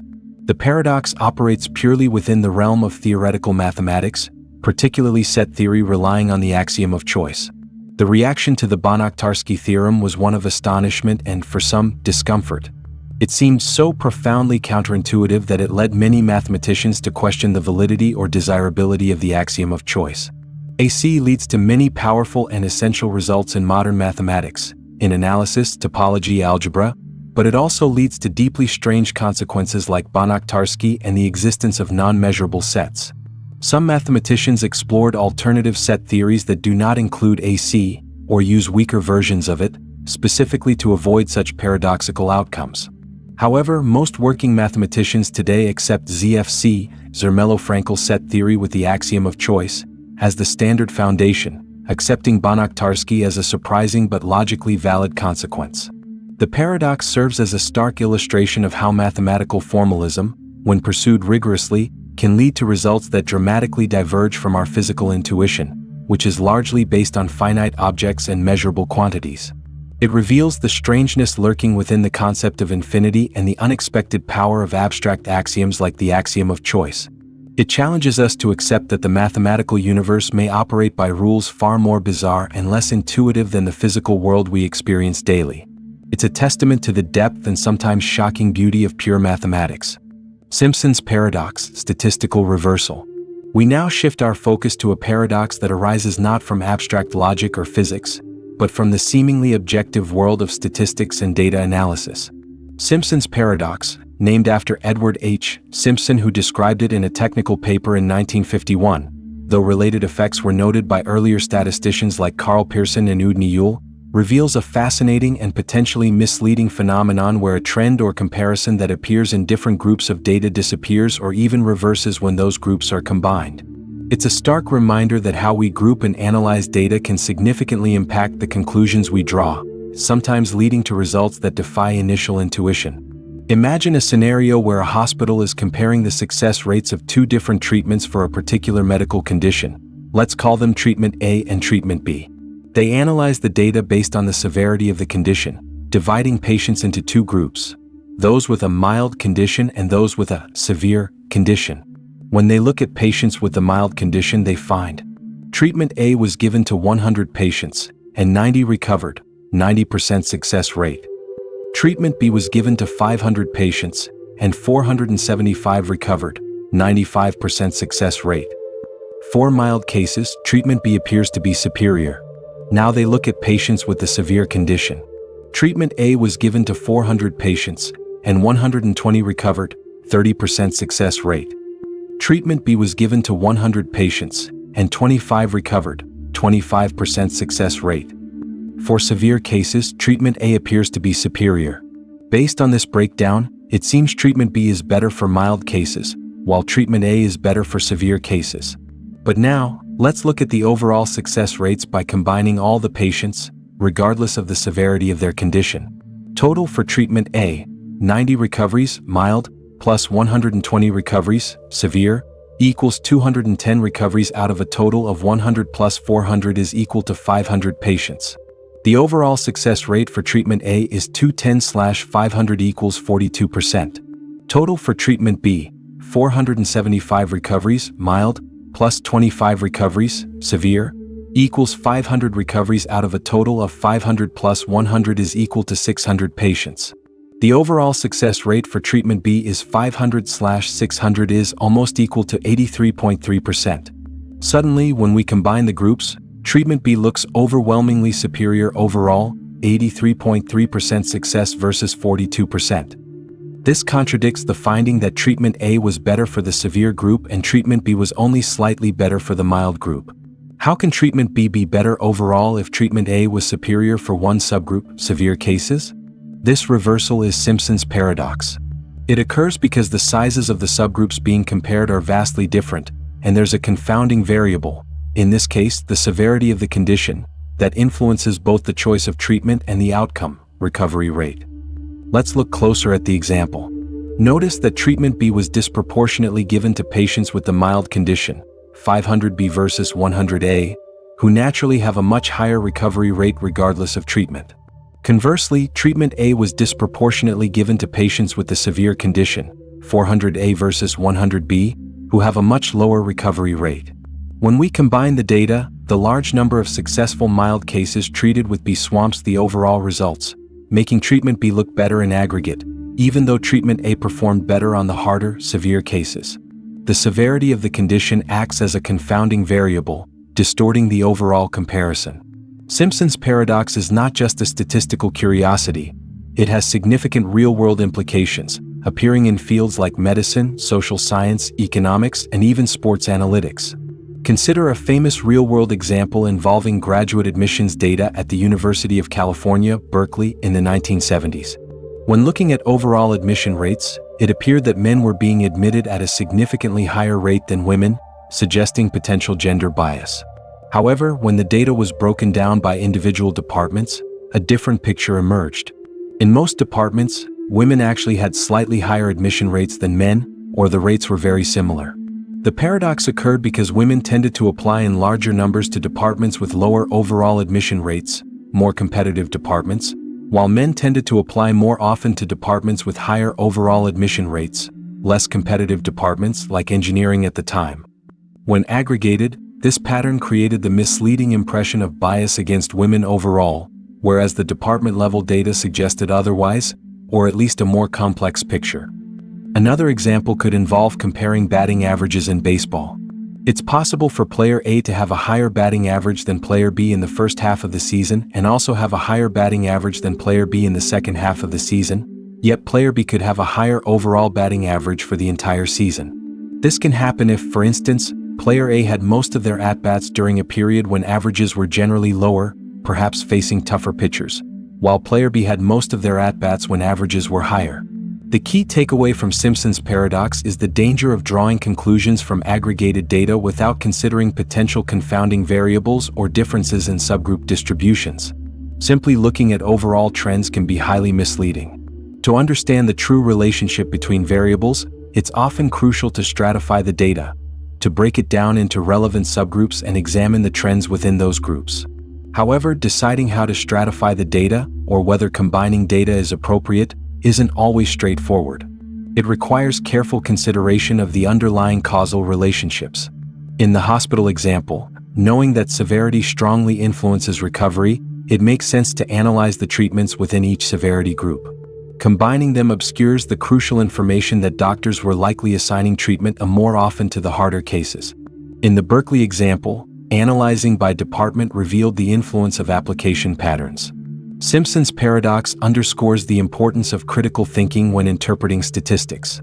It demonstrates that data can be easily misinterpreted if presented without proper context or analysis of potential underlying factors. It reminds us that correlation or an apparent trend in aggregated data does not imply causation, and that understanding the structure of the data and the potential influence of hidden variables is essential for drawing accurate and meaningful conclusions. It's a paradox that lives at the intersection of mathematics and interpretation, warning us that numbers, while seemingly objective, can tell very different stories depending on how they are viewed. Monty Hall problem. Let's delve into a probability puzzle that has notoriously baffled and confused people, including highly intelligent individuals and even mathematicians, ever since it was popularized by Marilyn Vos Savant in her Ask Marilyn column in Parade magazine in 1990. This is the Monty Hall problem, named after the original host of the game show Let's Make a Deal, Monty Hall. It's a veridical paradox.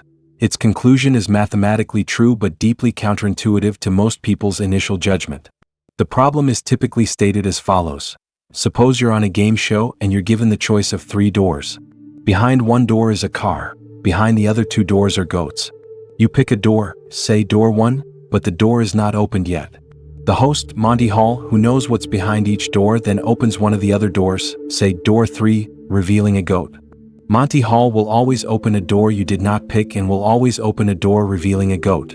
After he opens a door showing a goat, he turns to you and asks, do you want to switch your choice to the remaining closed door, door 2 in this example, or do you want to stick with your original choice, door 1? The crucial question is it to your advantage to switch doors? Most people's immediate intuition is that it doesn't matter. They reason that there were initially 3 doors, one with a car. You picked one. Then one of the losing doors with a goat was revealed. Now there are 2 closed doors left, your original choice and the other one. It feels like the car is equally likely to be behind either of the remaining closed doors, making the odds 50-50. Therefore, switching seems to offer no benefit. However, this intuition is incorrect. The mathematically sound answer is that you should always switch. Switching doors doubles your probability of winning the car from 1/3 to 2/3. Why is this the case? The confusion arises because people often fail to account for the crucial information provided by the host's action. Monty Hall's choice of which door to open is not random. It is constrained by his knowledge of where the car is and by the rules of the game. He must open a door you didn't pick, and it must contain a goat. Let's break down the probabilities systematically. When you first pick a door, say door 1, there is a 1/3 chance that you picked the door with the car and a 2/3 chance that you picked a door with a goat. Case 1. Your initial choice was correct, 1/3 probability. You picked the door with the car, door 1. In this case, the car is behind door 1. Monty Hall will then open one of the other 2 doors, door 2 or door 3, both of which contain goats. If you switch after he opens a door with a goat, you will inevitably switch away from the car and get a goat. So, if you initially picked the car, switching loses. Case 2. Your initial choice was incorrect, 2/3 probability. You picked a door with a goat, door 1. This means the car must be behind one of the other 2 doors, either door 2 or door 3. Since you picked door 1, a goat, and the car is behind one of the others, Monty Hall must open the other door that has a goat. For example, if the car is behind door 2, he must open door 3, revealing a goat. If the car is behind door 3, he must open door 2, revealing a goat. In this case, the only remaining closed door that Monty didn't open is the one with the car. Therefore, if your initial choice was a goat, which happens 2/3 of the time, switching guarantees you win the car. Putting it together, there's a 1/3 chance your first pick was the car. If you switch, you lose. There's a 2/3 chance your first pick was a goat. If you switch, you win. Since you are twice as likely to have initially picked a goat, 2/3 probability, than the car, 1/3 probability, switching doors doubles your chances of winning from 1/3 to 2/3. The key insight is that Monty Hall's action provides valuable information. By opening a door with a goat that you didn't pick, he is essentially concentrating the initial 2/3 probability of the car being behind one of the doors you didn't choose onto the single remaining unopened door that you didn't choose. Your initial door retains its original 1/3 chance, but the act of revealing a goat from the other set effectively tells you where the remaining 2/3 probability lies. Still finding it counterintuitive? Consider an extreme version. Suppose there were 100 doors. You pick door 1. There's a 1 in 100 chance you picked the car and a 99 in 100 chance it's behind one of the other 99 doors. Now, Monty Hall, who knows where the car is, opens 98 of the other doors, revealing goats behind all of them. Only one other door remains closed besides your initial choice. Say, door 74. Monty asks if you want to switch from door 1 to door 74. In this scenario, intuition screams to switch. Why? Because Monty deliberately avoided opening door 74. He opened 98 losing doors from the set you didn't pick. It's overwhelmingly likely that the car is behind the one door he purposefully left closed from that large group. The initial 99 in 100 probability that the car was among the doors you didn't pick is now concentrated entirely on door 74. Your original door 1 still only has its initial 1 in 100 chance. Switching gives you a 99 in 100 chance of winning. The 3-door version works on exactly the same principle, just with less dramatic probabilities, 1/3 versus 2/3 instead of 1 in 100 versus 99 in 100. The Monty Hall problem is a powerful illustration of how conditional probability works and how our intuitions about randomness can be flawed. We often fail to properly update our probabilities based on new non-random information, like the host's constrained choice. It highlights biases like incorrectly assuming probabilities redistribute equally among remaining options, or failing to consider the knowledge and constraints governing the information source. The enduring controversy and debate sparked by this seemingly simple problem underscore how difficult probabilistic reasoning can be, even when the underlying mathematics is relatively straightforward. It's a puzzle that teaches humility in the face of probability. The Raven Paradox, Hempel's Paradox, Evidence. Our next paradox takes us into the philosophy of science and the logic of confirmation, how we gather evidence to support scientific hypotheses. Known as the Raven Paradox, or sometimes Hempel's Paradox after Carl Hempel, who formalized it in the 1940s, it highlights a counterintuitive consequence of what seems like a perfectly logical principle of confirmation. It makes us question what should count as evidence for a particular statement. Consider the hypothesis, all ravens are black. This is a universal statement that we might want to test or confirm through observation. Intuitively, the way to confirm this hypothesis is to go out and observe ravens. Every time we observe a black raven, it seems to provide some small degree of support or confirmation for the hypothesis. If we observed thousands of black ravens and never saw a non-black one, our confidence in the statement, all ravens are black, would increase. Conversely, observing just one raven that is not black, say a white raven, would definitively falsify the hypothesis. This seems straightforward. Now, let's consider a fundamental principle of logic called logical equivalence. Two statements are logically equivalent if they always have the same truth value. If one is true, the other must be true, and if one is false, the other must be false. The statement all ravens are black is logically equivalent to its contrapositive form. All non-black things are non-ravens. Think about it. If it's true that all ravens are black, then it must also be true that anything that is not black cannot possibly be a raven. Conversely, if it's true that all non-black things are not ravens, then anything that is a raven must necessarily be black. The two statements stand or fall together. They express the same underlying condition. Here comes the paradox. If observing an instance that fits a hypothesis counts as confirming evidence for that hypothesis, and if logically equivalent statements should be confirmed by the same evidence, Nicod's criterion, often assumed in these discussions, then observing an instance that fits the contrapositive statement, all non-black things are non-ravens, should also count as evidence confirming the original statement, all ravens are black. What does this mean? It means that observing a non-black thing that is also a non-raven should provide confirmation for the hypothesis that all ravens are black. So, observing a green apple, which is non-black and non-raven, should confirm all ravens are black. Observing a red herring, non-black, non-raven, should confirm all ravens are black. Observing a white shoe, non-black, non-raven, should also confirm all ravens are black. This conclusion strikes most people as absurd. How can observing a green apple in your kitchen possibly tell you anything about the color of ravens halfway around the world? It feels intuitively wrong that finding non-black non-ravens should count as evidence for the blackness of all ravens. Yet the logical steps seem sound. Observing an instance confirms the hypothesis. Observing a black raven confirms all ravens are black. Logically equivalent statements are confirmed by the same evidence. All ravens are black is logically equivalent to all non-black things are non-ravens. Therefore, observing a non-black non-raven, like a green apple, confirms all non-black things are non-ravens. Therefore, observing a green apple confirms all ravens are black. This is the Raven Paradox.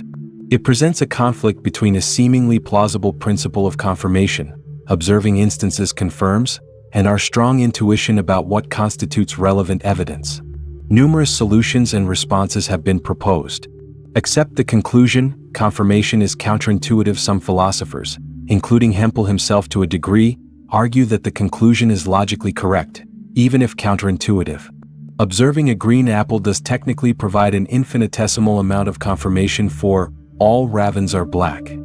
The reason it feels absurd is that the amount of confirmation is incredibly tiny compared to observing an actual raven. The set of non-black things is vastly larger than the set of ravens. Finding one more item in the enormous set of non-black non-ravens barely changes our degree of belief about ravens compared to finding one more black raven in the much smaller set of ravens. So, while technically confirming, it's practically irrelevant. Reject Nicod's criterion, instance confirmation. Others argue that the initial premise, that simply observing an instance of a universal statement always confirms it, is flawed. Perhaps confirmation works differently. Maybe evidence only confirms a hypothesis if it had the potential to falsify it. Observing a green apple could never falsify all ravens are black, whereas observing a raven could, if it weren't black. This line of thought often leads to Bayesian approaches. Bayesian approach. Bayesian confirmation theory views confirmation in terms of probabilities.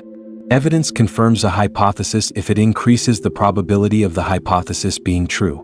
Using Bayes' theorem, one can show that observing a black raven typically increases the probability of all ravens are black, much more significantly than observing a non-black non-raven, like a white shoe. This is because the prior probability of seeing a white shoe is high regardless of whether all ravens are black, whereas the probability of seeing a black raven is dependent on the hypothesis. While observing a white shoe might still technically increase the probability very slightly under certain assumptions, depending on how you model the probabilities of encountering ravens versus non-black things, the effect is negligible, aligning better with our intuition that it's essentially irrelevant evidence. Focus on experimental context. Some argue that confirmation depends on the experimental setup or the way evidence is gathered. If our experiment is specifically designed to sample ravens to check their color, then finding a black raven is strong evidence. If our experiment is designed to sample non-black things to check if they are non-ravens, then finding a white shoe is confirming evidence within that specific, though unusual, experimental context. The paradox arises partly from considering observations in isolation without a defined testing procedure. The Raven Paradox forces us to think more carefully about what we mean by evidence and confirmation. It reveals that our intuitive notions might not align perfectly with formal logic, especially when dealing with universal statements and their contrapositives. While Bayesian approaches seem to offer the most widely accepted resolution by quantifying the degree of confirmation and showing why observing non-black non-ravens provides vastly less information than observing black ravens, the paradox continues to stimulate discussion about the relationship between logic, probability, evidence, and scientific reasoning. It reminds us that even the seemingly simple act of confirming a hypothesis can hide surprising logical depths. The Barber Paradox, self-reference problem. We return now to the intriguing realm of self-reference and definition, exploring a paradox closely related in structure to Russell's paradox, but often presented in a more narrative, easy-to-grasp form. This is the Barber Paradox, typically attributed to Bertrand Russell himself as a way to illustrate the core problem of his more abstract set-theoretic paradox. It poses a seemingly simple question about a village barber, but one whose conditions lead to an inescapable contradiction. Imagine a village where there is a barber who is a man. This barber adheres to a very strict rule. He shaves all and only those men in the village who do not shave themselves. Let's pause and consider this rule carefully. It has two parts. All men in the village who do not shave themselves are shaved by the barber. He doesn't miss anyone who fits this criterion. He only shaves men in the village who do not shave themselves. He doesn't shave anyone who does shave themselves, nor presumably women or himself if he shaves himself. This seems like a clear enough definition of the barber's duties. But now we ask the crucial, self-referential question that reveals the paradox. Who shaves the barber? Since the barber is a man living in the village, he must either shave himself or not shave himself. Let's examine both possibilities according to the strict rule he follows. Possibility 1. Assume the barber shaves himself. If the barber shaves himself, then according to the second part of his rule, he only shaves men who do not shave themselves. He cannot shave himself. Because he does shave himself, he violates the condition required for the barber to shave him. This leads to a contradiction. If he shaves himself, the rule dictates he cannot shave himself. Possibility 2. Assume the barber does not shave himself. If the barber does not shave himself, then he fits the criterion defined in the first part of his rule. He shaves all men in the village who do not shave themselves. Since the barber is a man in the village who does not shave himself, he must be shaved by the barber, i.e. by himself. This also leads to a contradiction. If he does not shave himself, the rule dictates he must shave himself. We are trapped. The barber cannot shave himself without violating his own rule, and he cannot not shave himself without also violating his own rule. Both assumptions lead directly to their opposites. It seems impossible for such a barber, operating under such a rule, to exist within the logical constraints defined. Unlike Russell's paradox, which exposed a fundamental flaw in naive set theory requiring the development of new axioms, the Barber paradox is generally considered to have a simpler resolution. Such a barber simply cannot exist. The paradox arises from describing a scenario whose conditions are inherently self-contradictory. It's not a paradox that reveals a deep flaw in logic itself, but rather demonstrates that one can easily define impossible situations using language. The statement describing the barber and his rule implicitly contains a contradiction, much like describing a square circle. Because the conditions are contradictory, no such entity matching the description can logically exist. However, the Barber paradox serves as an excellent pedagogical tool for illustrating the core mechanism of Russell's paradox in a more intuitive way. Both paradoxes hinge on self-reference and negation applied to a specific set or category. Russell's paradox deals with the set are defined by the property not being a member of oneself. The contradiction arises when asking if R is a member of R. Barber paradox deals with the barber defined by the action, shaving those who do not shave themselves. The contradiction arises when asking if the barber shaves himself. In both cases, applying the defining rule or property to the entity itself, the set R, the barber, leads to an impossible situation where the entity must both satisfy and not satisfy its own definition simultaneously. The Barber paradox is also useful for highlighting the importance of clearly defined domains and conditions. For the paradox to work, the barber must be included in the set of men in the village to whom the rule applies. If the barber were, say, a woman or lived outside the village, or if the rule was slightly different, e.g., shave some of the men who don't shave themselves, the paradox would dissolve. It's the combination of the universal quantifier, all and only, the specific group, men in the village, the inclusion of the agent, the barber, within that group and the self-referential nature of the action, shaving oneself, that creates the contradiction. While seemingly simpler than its set-theoretic cousin, the Barber paradox effectively demonstrates how self-reference, particularly when combined with negation, can lead to logical impasses. It teaches us to be wary of definitions or rules that apply universally within a domain that includes the entity defined by the rule itself. It's a clear and memorable illustration that not every description we can formulate in language corresponds to a possible reality. Sometimes, the words themselves construct an impossibility. The Crocodile Dilemma, Ancient Logic Puzzle. Let's journey back once more to the world of ancient logic puzzles with the Crocodile Dilemma, a paradox that explores themes of prediction, intention, and logical obligation, often presented in a dramatic narrative form. While its exact origins are murky, it belongs to a class of paradoxes discussed by Greek philosophers, similar in structure to sophisms designed to trap an opponent in a logical bind. The story typically unfolds as follows. A crocodile snatches a child from a riverbank. The child's desperate parent pleads with the crocodile to return their child. The crocodile, perhaps possessing a cruel sense of logic, proposes a deal. "I will return your child," the crocodile says, "if and only if you can correctly predict whether or not I will actually return the child." The parent is now caught in a terrible dilemma. They must make a prediction, and the fate of their child hangs on its accuracy, judged by the crocodile's subsequent action, which itself depends on the prediction.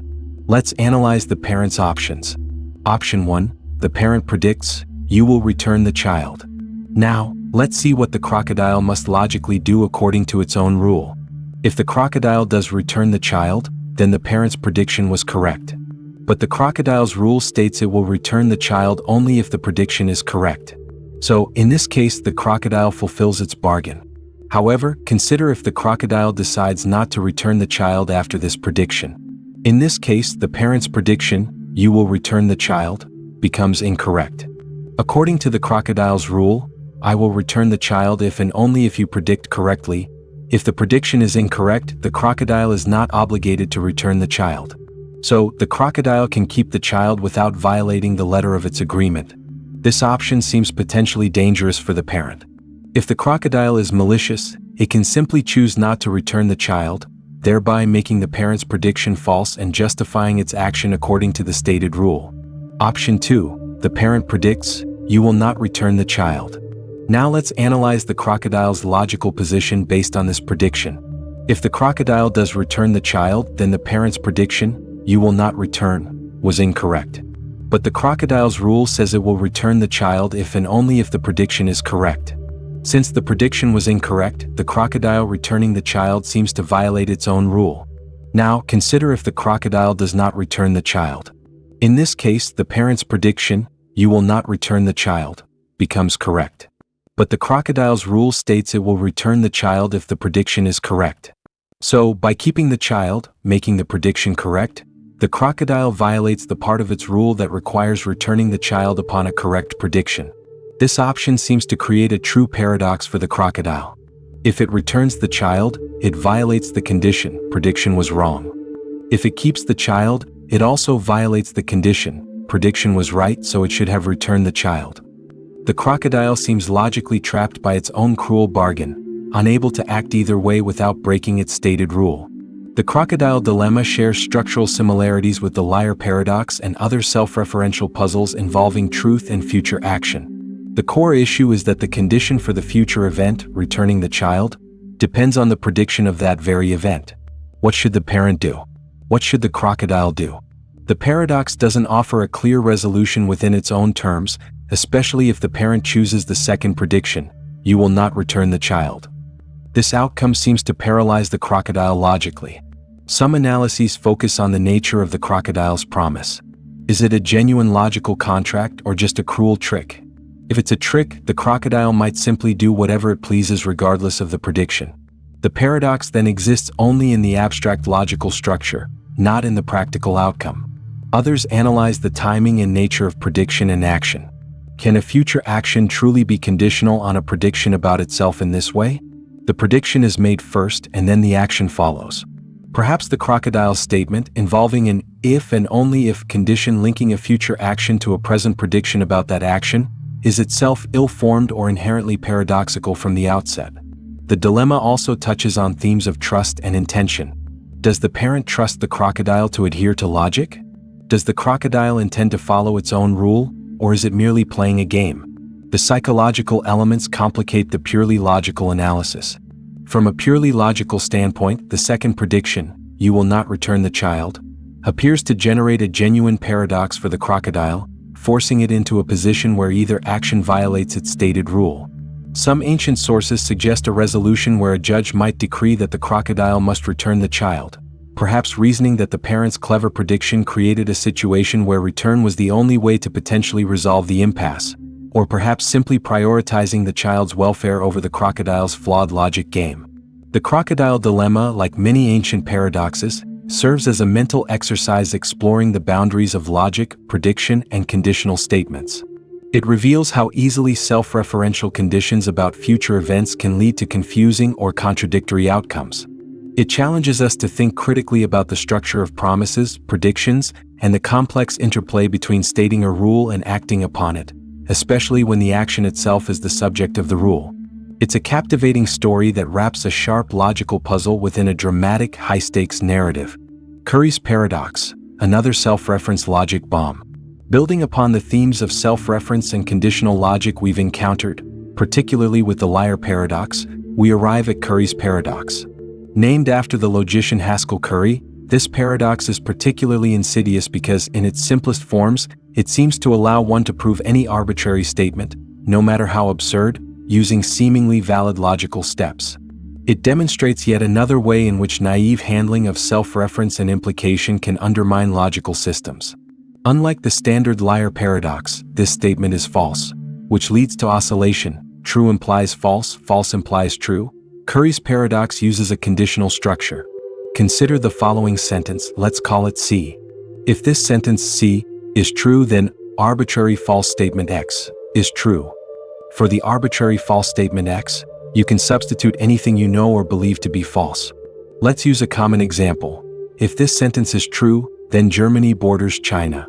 We'll assume Germany borders China is our false statement X.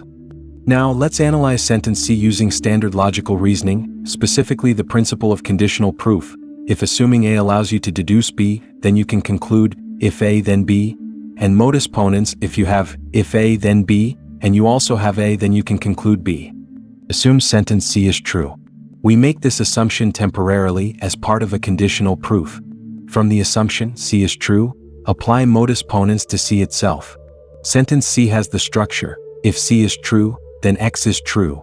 Since we've just assumed C is true, our premise A in modus ponens, we can apply modus ponens to conclude the consequent, X is true. In our example, Germany borders China is true. We have now deduced X, Germany borders China, from the assumption that C is true. Using the principle of conditional proof, we can discharge the initial assumption and conclude, if C is true, then X is true. But wait, step 3 is exactly sentence C itself. We have just logically proven sentence C, starting only from basic rules of inference. We didn't need any external facts, just the structure of sentence C and standard logic. Since we have now proven C is true in step 4, we can use this established truth. Go back to step 2. We used modus ponens based on the assumption C was true. But now we've proven C is true. So we can assert C, if C is true, then X is true, as a proven statement. And we can assert the antecedent C is true, as proven from step 4. Apply modus ponens again using the proven statements. We have, if C is true, then X is true, proven C. We also have C is true, proven in step 4. Therefore, by modus ponens we can definitively conclude, X is true. Germany borders China is true. We have just used seemingly standard logical steps, starting only with the self-referential sentence C, to formally prove an arbitrary and, in our example, clearly false statement X. Since X could have been anything, the moon is made of green cheese, 1 is equal to 0, etc., this paradox seems to show that systems allowing such self-referential conditional statements might be trivial. They can prove everything, rendering them logically useless. Where does the reasoning go wrong? The apparent validity of each step makes Curry's paradox particularly troubling for logicians. Unlike the liar paradox, which immediately signals inconsistency through oscillation, Curry's paradox seems to proceed smoothly towards proving the unprovable. The potential culprits and proposed solutions often mirror those discussed for the liar paradox. Problems with self-reference. Perhaps sentences like C, which refer to their own truth value within a conditional, are simply ill-formed or meaningless. Tarski's hierarchy of languages, separating object language from meta-language, would disallow C for the same reasons it disallows the liar sentence. Restrictions on conditional proof or modus ponens. Some approaches question whether the standard rules of conditional proof or modus ponens should apply without restriction in contexts involving self-reference or certain types of conditionals. Perhaps the rule used to derive step 4, concluding C itself, is somehow invalid when applied to self-referential conditionals. This is generally resisted, as these rules are fundamental to classical logic. Revising the logic of conditionals, maybe the issue lies in the specific way the if, then, conditional material implication in classical logic works, especially when nested or self-referential. Logicians have explored alternative relevant logics or other non-classical logics where the connection between the antecedent and consequent must be tighter, potentially blocking the paradoxical derivation. Truth value gaps. Similar to Kripke's approach to the liar paradox, One could argue that sentence C is ungrounded and lacks a definite truth value, neither true nor false. If C has no truth value, then the initial assumption C is true, step 1, is invalid, and the entire derivation fails from the start. Dialetheism. Again, the dialetheist might accept the derivation but argue that it simply proves that the resulting contradiction, e.g., that Germany borders China, is somehow true alongside being false, is a true contradiction, a dialetheia. Curry's paradox is significant because it demonstrates that the problems arising from self-reference are not limited to simple negation, like in the liar. Even the structure of conditional statements, if, then, can generate paradox when allowed to refer to the truth of the statement itself. It provides strong motivation for carefully restricting self-reference or revising foundational logical principles in systems aiming for consistency. It shows, perhaps even more starkly than the liar, how easily paradoxes can emerge from the powerful recursive capabilities of language and logic if their application isn't carefully constrained. It stands as a potent challenge to ensuring logical systems are both powerful enough to be useful and restricted enough to remain consistent. Grelling-Nelson Paradox, autological versus heterological words. We encounter now another intriguing semantic paradox, similar in field to Russell's paradox but operating purely within the domain of language and description, specifically concerning adjectives that describe properties of words themselves. This is the Grelling-Nelson Paradox, formulated by Kurt Grelling and Leonard Nelson in 1908. It revolves around classifying adjectives based on whether they possess the very property they describe. Let's divide adjectives into two categories. Autological. An adjective is autological, meaning self-describing, if it possesses the property that it denotes. For example, the word short is a short word. So, short is autological. The word English is an English word. So, English is autological. The word polysyllabic is polysyllabic. It has multiple syllables. So, polysyllabic is autological. The word adjectival is an adjective, hence it is adjectival. So, adjectival is autological. Heterological.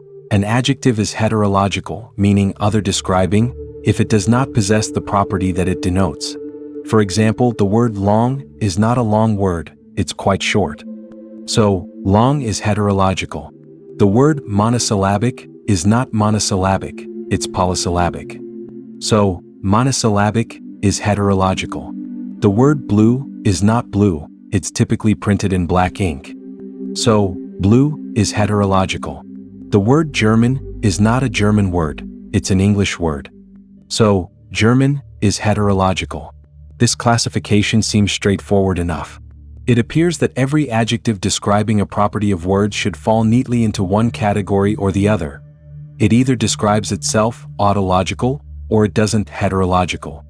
Now, Grelling and Nelson posed the critical question. Consider the adjective heterological itself. Into which category does it fall? Is the word heterological autological, or is it heterological? Let's analyze the possibilities much like we did with previous paradoxes. Possibility 1. Assume heterological is autological. If the word heterological is autological, then by definition, it must possess the property it denotes. The property it denotes is being heterological, i.e., not describing oneself. So, if heterological is autological, it must be heterological. This is a contradiction. An adjective cannot be both autological and heterological. Possibility 2. Assume heterological is heterological. If the word heterological is heterological, then by definition, it must not possess the property it denotes. The property it denotes is being heterological. So, if heterological is heterological, it means it does not have the property of being heterological. But if it's not heterological, then it must be autological, assuming every adjective falls into one of the two categories. So, if heterological is heterological, it must be autological. Again, we reach a contradiction. We are trapped in the familiar loop. The word heterological cannot be classified as autological without implying it's heterological, and it cannot be classified as heterological without implying it's autological. It seems impossible to categorize the word heterological using the very classification scheme it helps to define. The Grelling-Nelson Paradox bears a striking resemblance to Russell's paradox. Russell's paradox deals with sets defined by the property of not being members of themselves.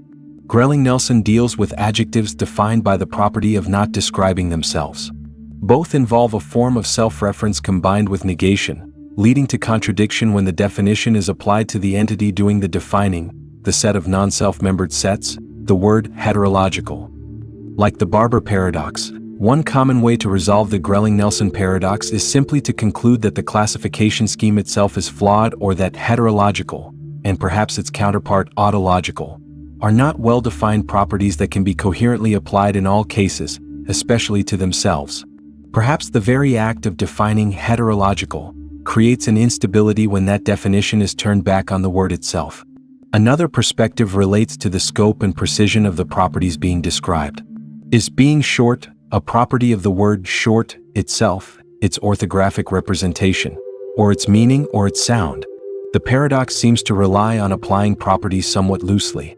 More rigorous analysis might involve distinguishing between the word as a symbol, a sequence of letters, and the concept or property it represents. Perhaps the property heterological applies to the concept of being other describing, but cannot meaningfully apply to the specific sequence of letters echolocation. The paradox also touches on Tarski's ideas about language hierarchies. Similar to the liar paradox, one could argue that predicates like is heterological belong to a metalanguage used to describe properties of words in an object language. Applying such a predicate to itself constitutes a category error within a stratified linguistic system, mixing levels inappropriately. However, the paradox retains its intuitive force because natural language does allow for such self-application. We readily understand what it means for short, to be short, or long, not to be long.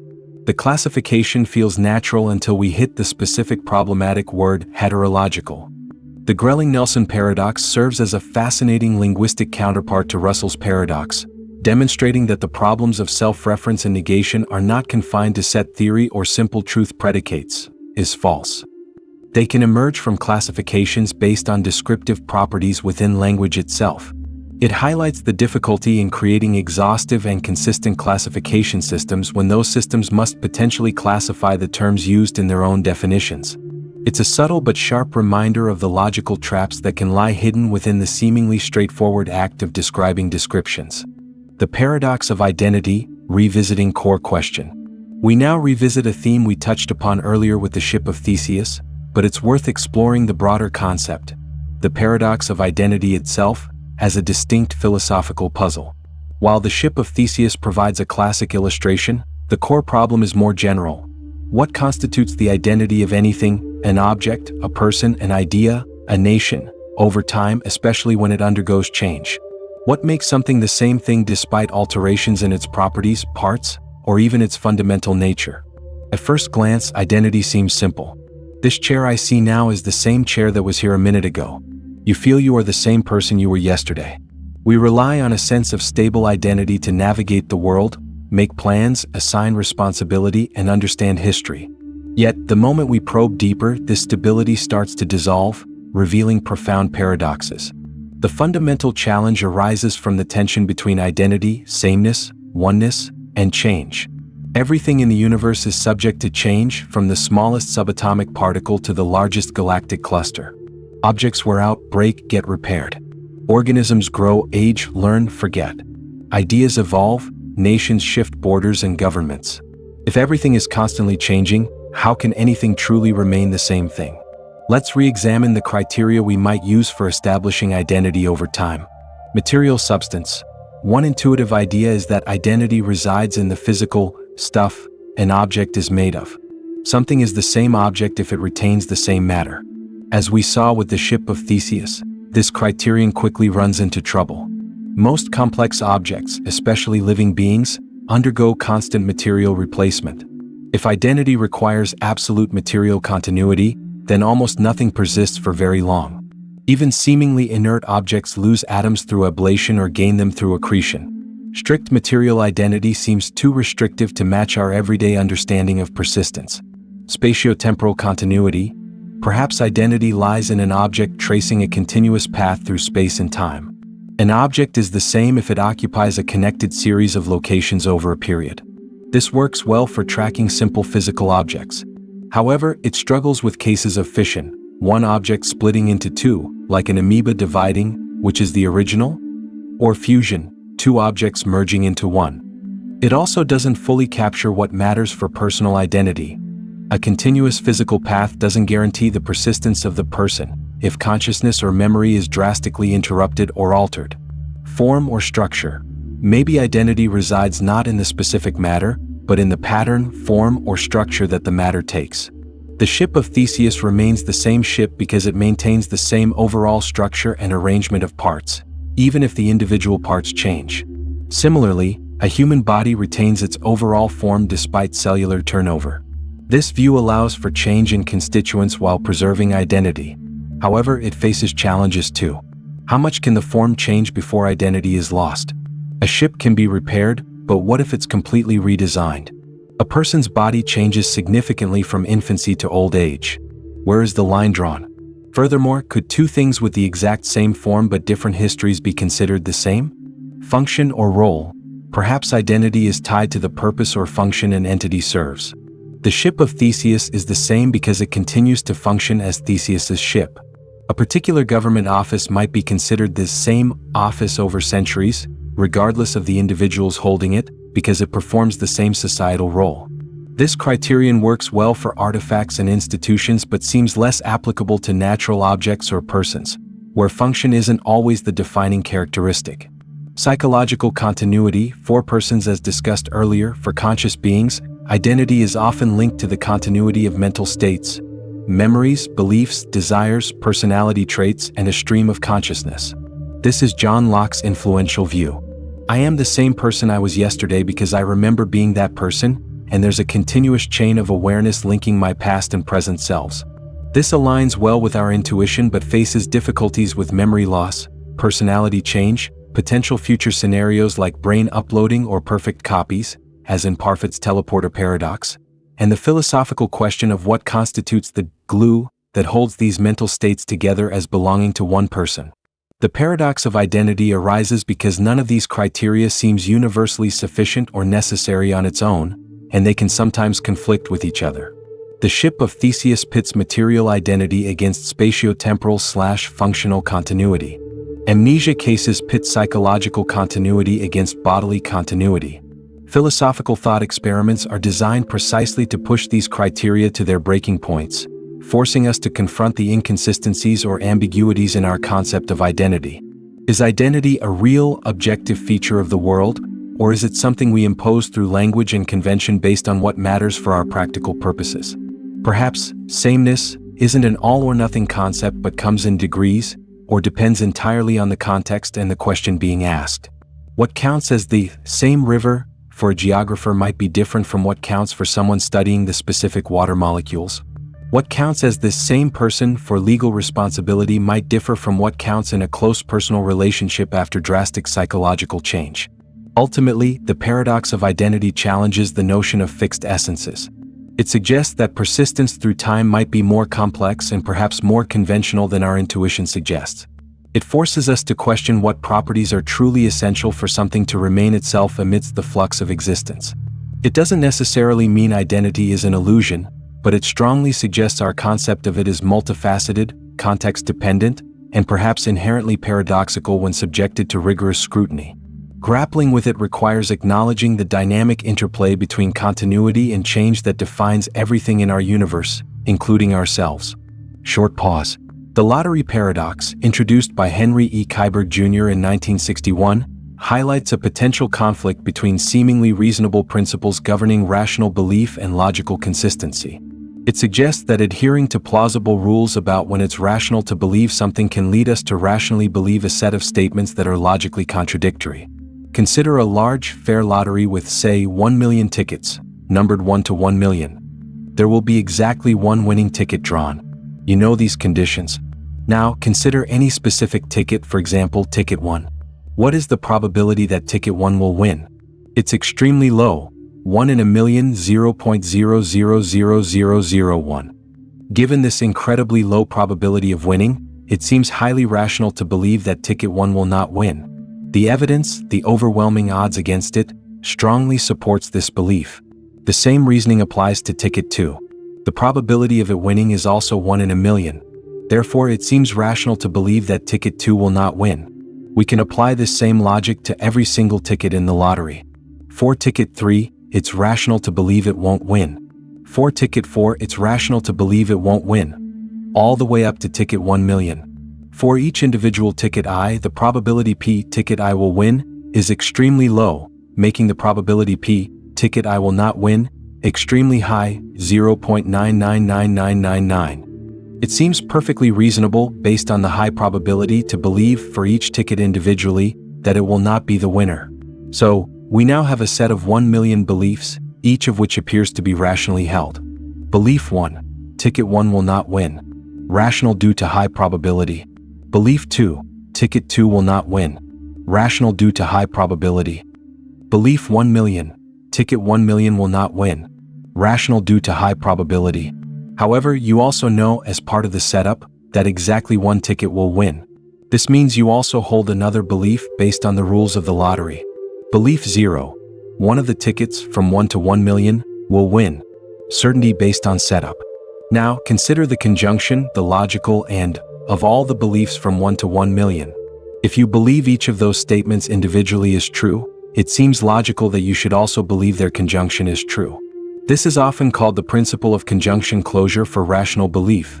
If you rationally believe proposition P and you rationally believe proposition Q, then you should rationally believe P and Q. Applying this principle repeatedly, it seems rational to believe the conjunction. Ticket 1 will not win, and ticket 2 will not win, and ticket 1 million will not win. But this conjunction is logically equivalent to the statement, no ticket will win. Here lies the paradox. We have concluded that it is rational to believe that ticket 1 will not win. It is rational to believe that ticket 2 will not win. It is rational to believe that ticket 1 million will not win. By conjunction closure, it seems rational to believe that no ticket will win. But we also rationally believe, with certainty, that one ticket will win, belief 0. We seem to be rationally required to hold two beliefs that are direct contradictions. No ticket will win, and one ticket will win. This suggests a flaw somewhere in our principles of rational belief or logical consistency. What principle should we reject to resolve this? Reject high probability as sufficient for rational belief. Perhaps having an extremely high probability is not, by itself, enough to warrant outright belief as opposed to, say, high confidence or credence.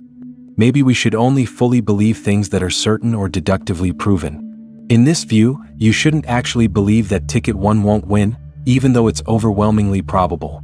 You should merely assign it a very high degree of credence. If you don't form the individual beliefs, 1 through 1 million, then you never form the contradictory conjunctive belief. This solves the paradox but seems to conflict with how we often operate.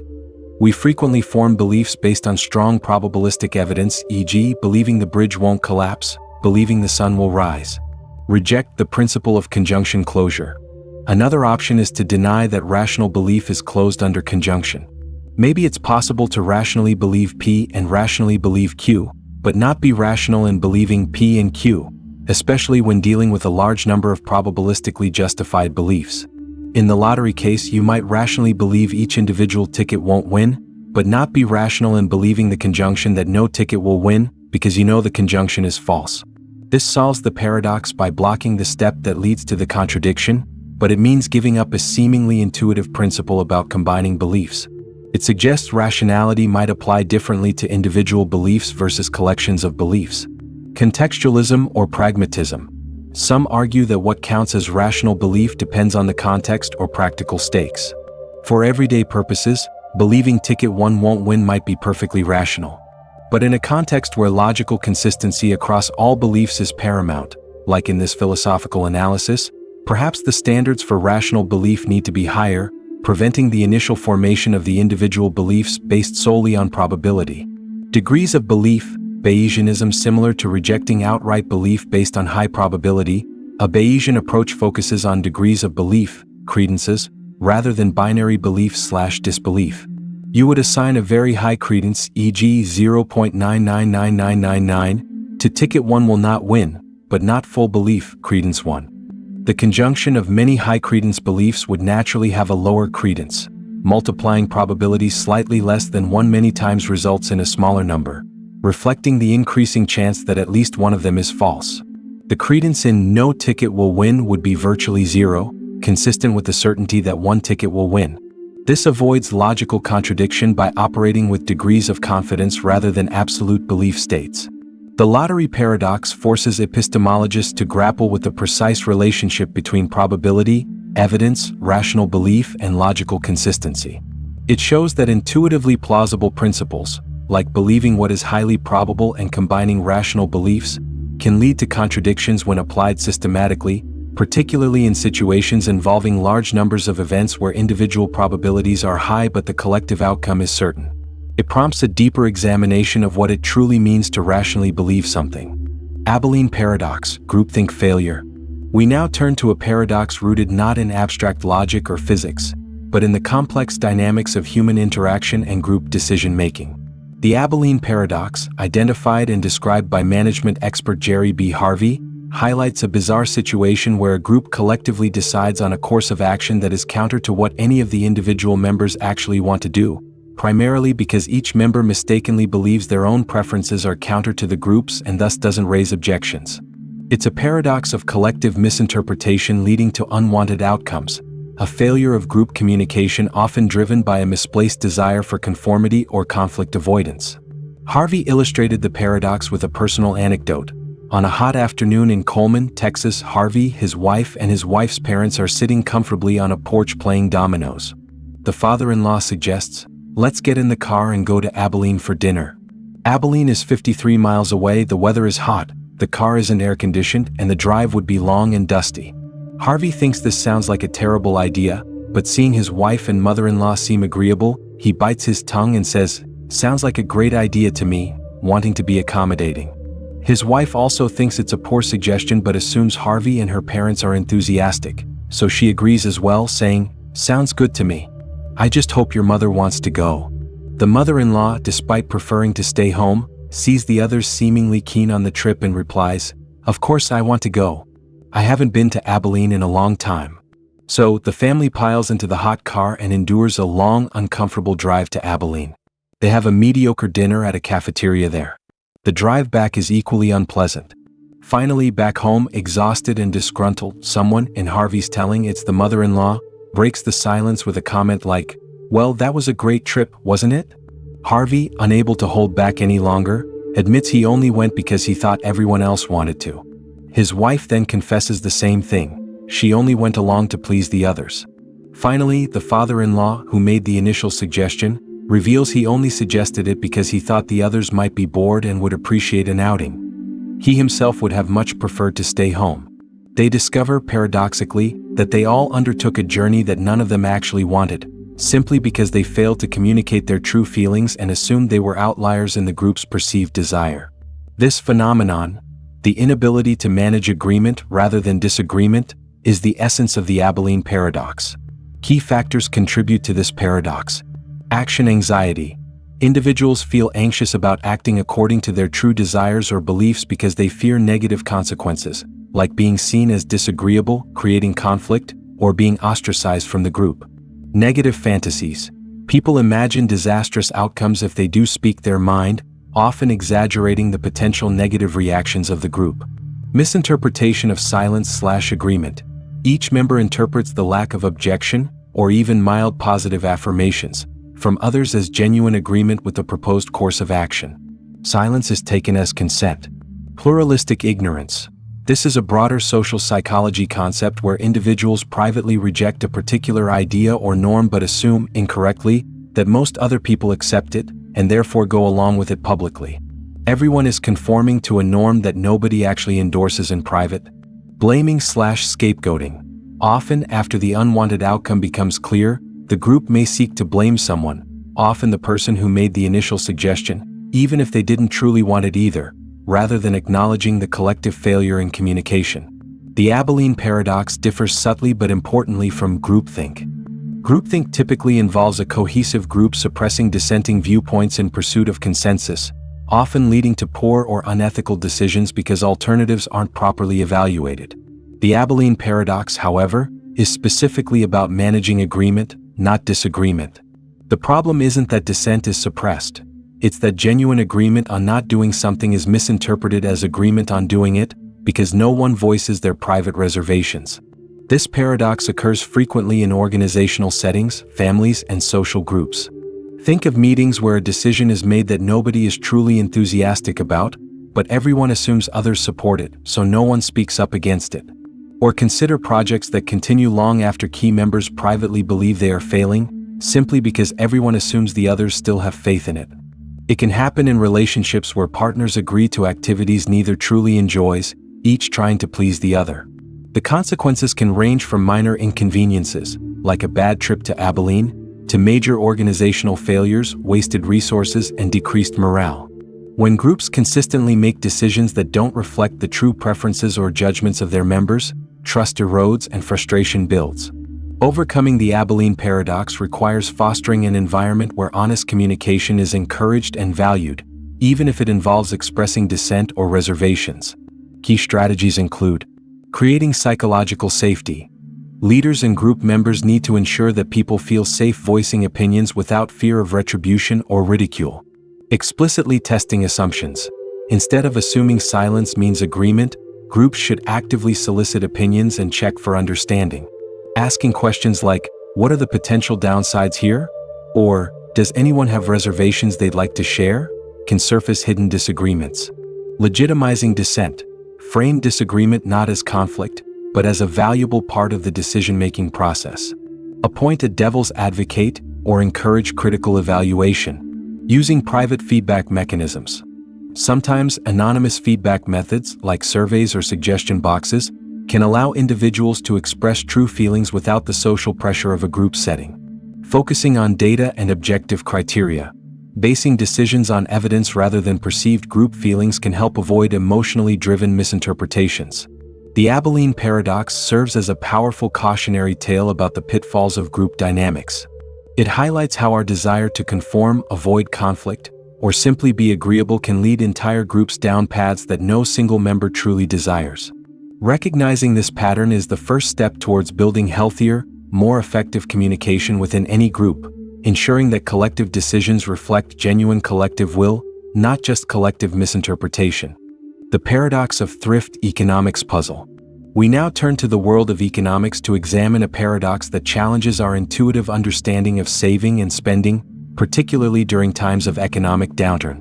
This is the Paradox of Thrift, most famously associated with the influential 20th century economist John Maynard Keynes, although the underlying idea has roots in earlier economic thought. The paradox suggests that while saving money is generally considered virtuous and prudent for an individual household, if everyone in an economy tries to save more simultaneously, it can actually lead to a decrease in total savings and harm the overall economy. Let's break down the intuition and the paradox. For an individual or a single family, saving more money seems unequivocally good. Setting aside income rather than spending it builds a financial cushion, allows for future investment, like education or retirement, and provides security against unexpected events. If you save more, your personal wealth increases. This principle seems straightforward and is often encouraged as responsible financial behavior. The paradox arises when we scale this individual behavior up to the level of the entire economy, especially during a recession or economic slowdown. Keynesian economics emphasizes the role of aggregate demand, the total demand for goods and services in an economy, in driving economic activity and employment. Aggregate demand is composed of consumption, spending by households, investment, spending by businesses, government spending, and net exports. Now, imagine that due to fear about the future, perhaps triggered by rising unemployment or economic uncertainty, households across the economy collectively decide to increase their savings rate. This means they cut back on their consumption spending. They buy fewer goods, eat out less, postpone vacations, delay purchasing durable items like cars or appliances. From each individual household's perspective, this increased saving is rational. But when everyone does it simultaneously, the collective reduction in consumption leads to a significant drop in aggregate demand. Businesses, seeing demand for their products fall, respond by cutting production. They may lay off workers, reduce investment in new equipment, and potentially even close down. This reduction in production and increase in unemployment leads to a decrease in national income. People have less money coming in because of layoffs or reduced business profits. Now here's the paradoxical twist. Savings fundamentally come out of income. If overall income in the economy falls significantly due to the widespread attempt to save more, which reduced demand and thus production and income, then the total amount of savings in the economy might actually decrease, even though every individual intended to save a higher percentage of their, now reduced, income. In a simplified model, people fear recession - try to save more. Saving more means spending less, reduced consumption. Reduced consumption leads to lower aggregate demand. Lower demand leads businesses to cut production and employment. Lower production and employment leads to lower national income. Lower national income means there's less money available overall to be saved. Therefore, the attempt by everyone to save more can paradoxically result in less total savings in the economy and worsen the recession. This outcome contradicts the common sense intuition that if everyone saves more, total savings must increase. The paradox highlights a crucial distinction between individual rationality and collective outcomes, sometimes referred to as a fallacy of composition, assuming that what is true for a part must also be true for the whole. While saving is beneficial for one person in isolation, universal saving can be detrimental to the macroeconomic system, particularly when resources, like labor, are already underutilized during a downturn. Keynes used this concept to argue against policies that encouraged austerity, reducing spending and increasing saving, during the Great Depression. He argued that in such times, the government should actually increase spending, or cut taxes to encourage private spending, to boost aggregate demand, stimulate production, create jobs, and ultimately lift the economy out of recession. Once the economy recovers and incomes rise, savings can then increase naturally without causing a downward spiral.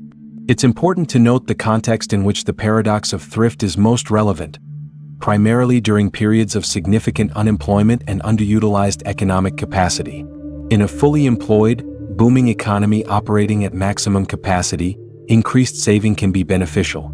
In such a scenario, reduced consumption frees up resources that can be channeled into investment, building factories, developing technology, leading to long-term economic growth.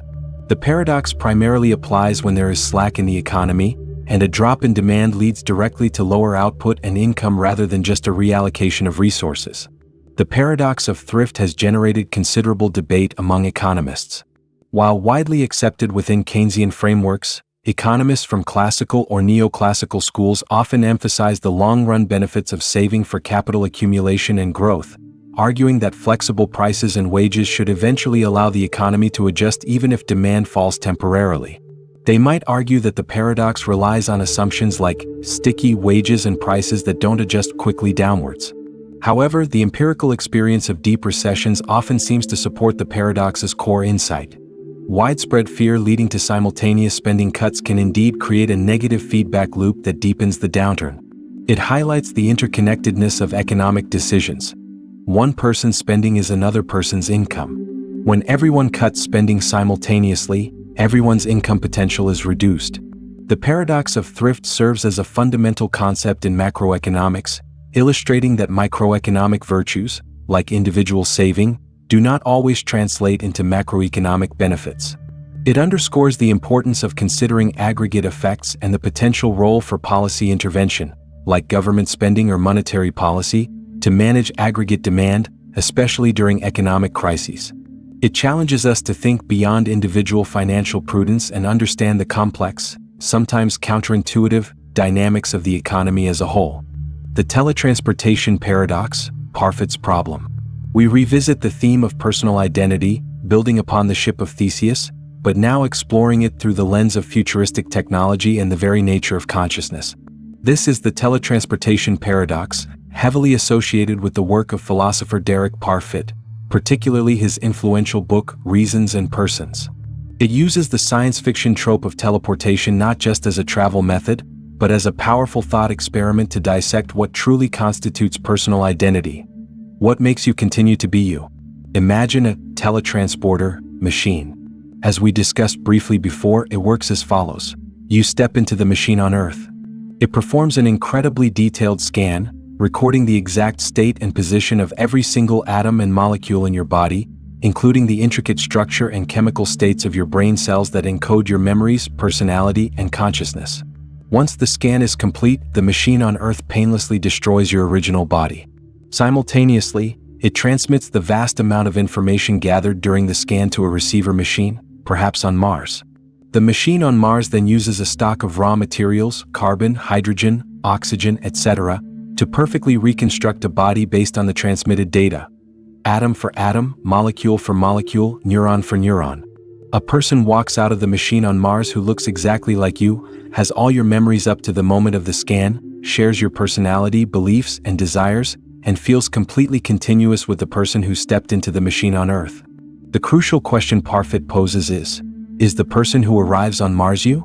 Have you successfully traveled to Mars, or have you effectively died on Earth and been replaced by a perfect replica on Mars? This thought experiment forces us to confront different theories of personal identity. The body view, physical criterion. If personal identity is fundamentally tied to the continuous existence of your physical body, then teletransportation is death. Your original body, the physical entity that was you, is destroyed on Earth. The person on Mars is a new physical entity, albeit an exact duplicate. On this view, you do not survive the process.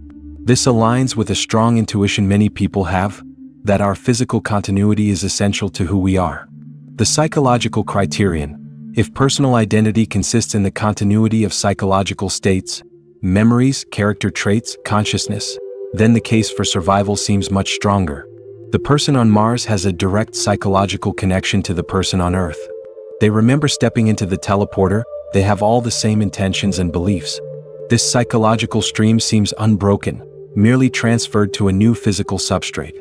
Proponents of this view, like Locke and arguably Parfit himself in some interpretations, might argue that the person on Mars is you, because what matters for identity is this psychological continuity, not the specific physical matter. The original body was just a temporary vessel for the ongoing psychological pattern. Parfit introduces variations to sharpen the dilemma. The malfunctioning teleporter, no destruction. Imagine the machine on Earth scans you but fails to destroy your original body. It still sends the information to Mars and a perfect replica steps out there. Now there are two beings, one on Earth and one on Mars, both with identical bodies at the moment of replication, and identical psychological states up to the point of the scan. Both believe they are you. Which one is you? The body view would say the original on Earth is you. The psychological criterion faces a problem. Both beings have equal claim to psychological continuity with the person before the scan. Does identity split? Or does this scenario show that psychological continuity alone isn't sufficient for one-to-one identity? The branch line case, gradual replacement. Imagine technology allows for gradual replacement of your brain cells with artificial ones that perfectly replicate their function, while you remain conscious. If this happens slowly, most would agree you remain the same person, similar to cellular turnover. Now, imagine that as each biological neuron is replaced, its state is scanned and transmitted to Mars, where a purely artificial brain is being constructed in parallel. When the process is complete, you on Earth have a fully artificial brain, and there's an identical artificial brain, in a replicated body, on Mars. Both have perfect psychological continuity. Are there now two yous? This pushes the psychological criterion further, suggesting continuity might not guarantee uniqueness. Parfit's own view, reductionism, and what matters. Parfit himself used these thought experiments to argue for a reductionist view of personal identity. He suggested that there isn't a deep, further fact about whether the person on Mars is you, beyond the physical and psychological continuities themselves. Our concept of strict, one-to-one identity, I am the same person, might be less important than we think. What really matters, Parfit argued, is relation R, psychological connectedness, direct memory links, and/or continuity, overlapping chains of connection, regardless of the cause. In the teletransporter case, where the original is destroyed, relation R holds perfectly between the person on Earth and the person on Mars. Therefore, Parfit suggests teletransportation is as good as ordinary survival. Even though it might not be literal identity in the strictest sense, due to the physical discontinuity, it preserves everything that practically and ethically matters about survival. Your memories, character, plans continue. In the malfunctioning case with two resulting people, relation R holds between the original and both outcomes. Identity fails here, it can't be 1 to 2, but what matters, relation R, persists in duplicate. This view challenges our deep-seated belief in the absolute importance of our own unique, enduring self. The teletransportation paradox forces us to ask uncomfortable questions. What am I? A body? A brain? A stream of consciousness? A pattern of information? A narrative construct? If my exact physical and psychological state could be replicated, would that replicate me? Does the cause of continuity matter? Biological turnover versus technological replication? The implications extend beyond philosophy into potential future technologies like mind uploading or advanced AI. If we could perfectly copy a human brain state onto a computer, would the resulting digital entity be the same person? Would it have the same rights, memories, identity? The paradox lays bare the conceptual challenges we face as technology begins to blur the lines between the biological and the artificial, the original and the copy. Ultimately, the teletransportation paradox, especially through Parfit's analysis, suggests that our cherished notion of a simple, enduring self might be more complex and perhaps less metaphysically robust than we assume. It invites us to consider that what matters might not be strict identity, but the continuation of the psychological life that constitutes our experience of the world. Whether one finds this liberating or terrifying, the paradox profoundly challenges our understanding of what it means to persist through time and change. The paradox of choice, decision fatigue. Our final paradox in this exploration brings us back to the realm of psychology and decision-making, examining a phenomenon highly relevant in our modern world saturated with options.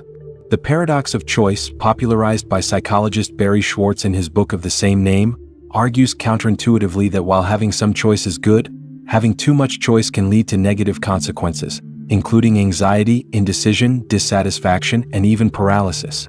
It challenges the widely held assumption that more choice always equates to more freedom and greater well-being. The traditional economic and philosophical view often celebrates choice as a cornerstone of freedom and autonomy. Being able to choose what to buy, where to live, what career to pursue, or even what jam to put on your toast seems inherently empowering. Having options allows individuals to select what best suits their preferences, leading, one would assume, to greater satisfaction. The paradox of choice emerges when the number of available options becomes overwhelming. Schwartz and other researchers argue that excessive choice can create several psychological burdens. Analysis paralysis. Faced with too many options, the cognitive effort required to evaluate each one becomes immense. Comparing features, prices, reviews, and potential outcomes for dozens or hundreds of choices can be mentally exhausting. Instead of feeling empowered, individuals may feel overwhelmed and find it difficult to make any decision at all. Think of trying to choose a movie on a streaming service with thousands of titles, or selecting a health insurance plan from dozens of complex options. The sheer volume can lead to procrastination or avoidance altogether. Increased regret and anticipated regret. When there are many options, it becomes easier to imagine that you might have made the wrong choice. After selecting one option, you might constantly wonder if a different one would have been better. Post-decision regret. Even before making a decision, the fear of making a suboptimal choice and potentially missing out on a better alternative, anticipated regret, can cause significant anxiety and make the decision process stressful. With fewer options, this fear of missing out is less pronounced. Opportunity costs become more salient. Every choice involves an opportunity cost, the value of the options you didn't choose. When there are many attractive alternatives, the opportunity costs of any single choice become larger and more apparent. Choosing one great vacation destination means foregoing many other potentially wonderful trips. This awareness of sacrifice possibilities can diminish the satisfaction derived from the chosen option, as you focus on what you might be missing. Escalation of expectations. When faced with a vast array of choices, people's expectations about the outcome tend to rise. If there are 100 types of jeans available, you might expect to find the perfect pair. If you only had 2 options, your expectations would likely be more modest. This escalation of expectations makes it harder for any chosen option to live up to the hype. Even if the chosen item is objectively good, it might feel disappointing if it doesn't meet the near-perfect standard fostered by the abundance of choice. Self-blame. With limited choices, if the outcome is unsatisfactory, it's easier to blame external factors. It was the only option available. But with abundant choices, the responsibility for the outcome feels much more personal. If you choose from 100 options and aren't satisfied, you are more likely to blame yourself for making a poor decision, leading to decreased well-being. Classic studies illustrate this effect. In one famous experiment by Sheena Iyengar and Mark Lepper, Researchers set up a tasting booth for jams in a grocery store. On some days they offered a large selection, 24 jams, and on other days a small selection, 6 jams. While more people stopped to look at the larger display, significantly fewer people actually purchased jam from the large display compared to the small one. Furthermore, those who did purchase from the small selection reported higher satisfaction with their choice later on. The interpretation was that the larger selection, while initially attractive, led to overwhelm and indecision, ultimately reducing purchasing behavior and satisfaction. The paradox lies in the conflict between the idea of choice, which we value highly, and the actual experience of excessive choice, which can be burdensome. We think more choice should make us freer and happier, but beyond a certain point, it seems to have the opposite effect. This doesn't mean choice is bad. A complete lack of choice is oppressive. The paradox suggests there's a sweet spot, enough choice to allow for meaningful selection based on preferences, but not so much that it becomes cognitively overwhelming and psychologically costly. Recognizing the paradox of choice can help individuals and societies navigate decision-making more effectively. Satisficing versus maximizing. Schwartz distinguishes between satisficers, who look for an option that is good enough and meets their core criteria, and maximizers, who strive to find the absolute best possible option. Maximizers are much more susceptible to the negative effects of excessive choice, experiencing more stress and regret. Learning to satisfice, to be content with good enough rather than chasing the elusive perfect, can significantly improve decision satisfaction. Limiting options. Consciously limiting the number of options considered can reduce cognitive load. Instead of researching every possible smartphone, perhaps focus on 2 or 3 highly rated models that fit your budget. Making decisions irreversible. Sometimes knowing you can easily change your mind can sometimes prolong indecision and increase dissatisfaction. Committing to a choice, even an imperfect one, can paradoxically increase happiness by reducing second-guessing. Focusing on gratitude. Appreciating the positive aspects of the chosen option, rather than dwelling on the potential benefits of foregone alternatives, can counteract regret and increase satisfaction. Societal implications. The paradox raises questions about consumer culture, which often equates more products and choices with progress. It suggests that curated selections, simplified options, or expert recommendations might sometimes lead to greater consumer well-being than sheer abundance. The paradox of choice reminds us that freedom isn't solely about the number of options available, but also about our ability to navigate those options effectively and find satisfaction without being paralyzed by the pursuit of the unattainable best. It encourages a mindful approach to decision-making, recognizing that sometimes, less truly can be more.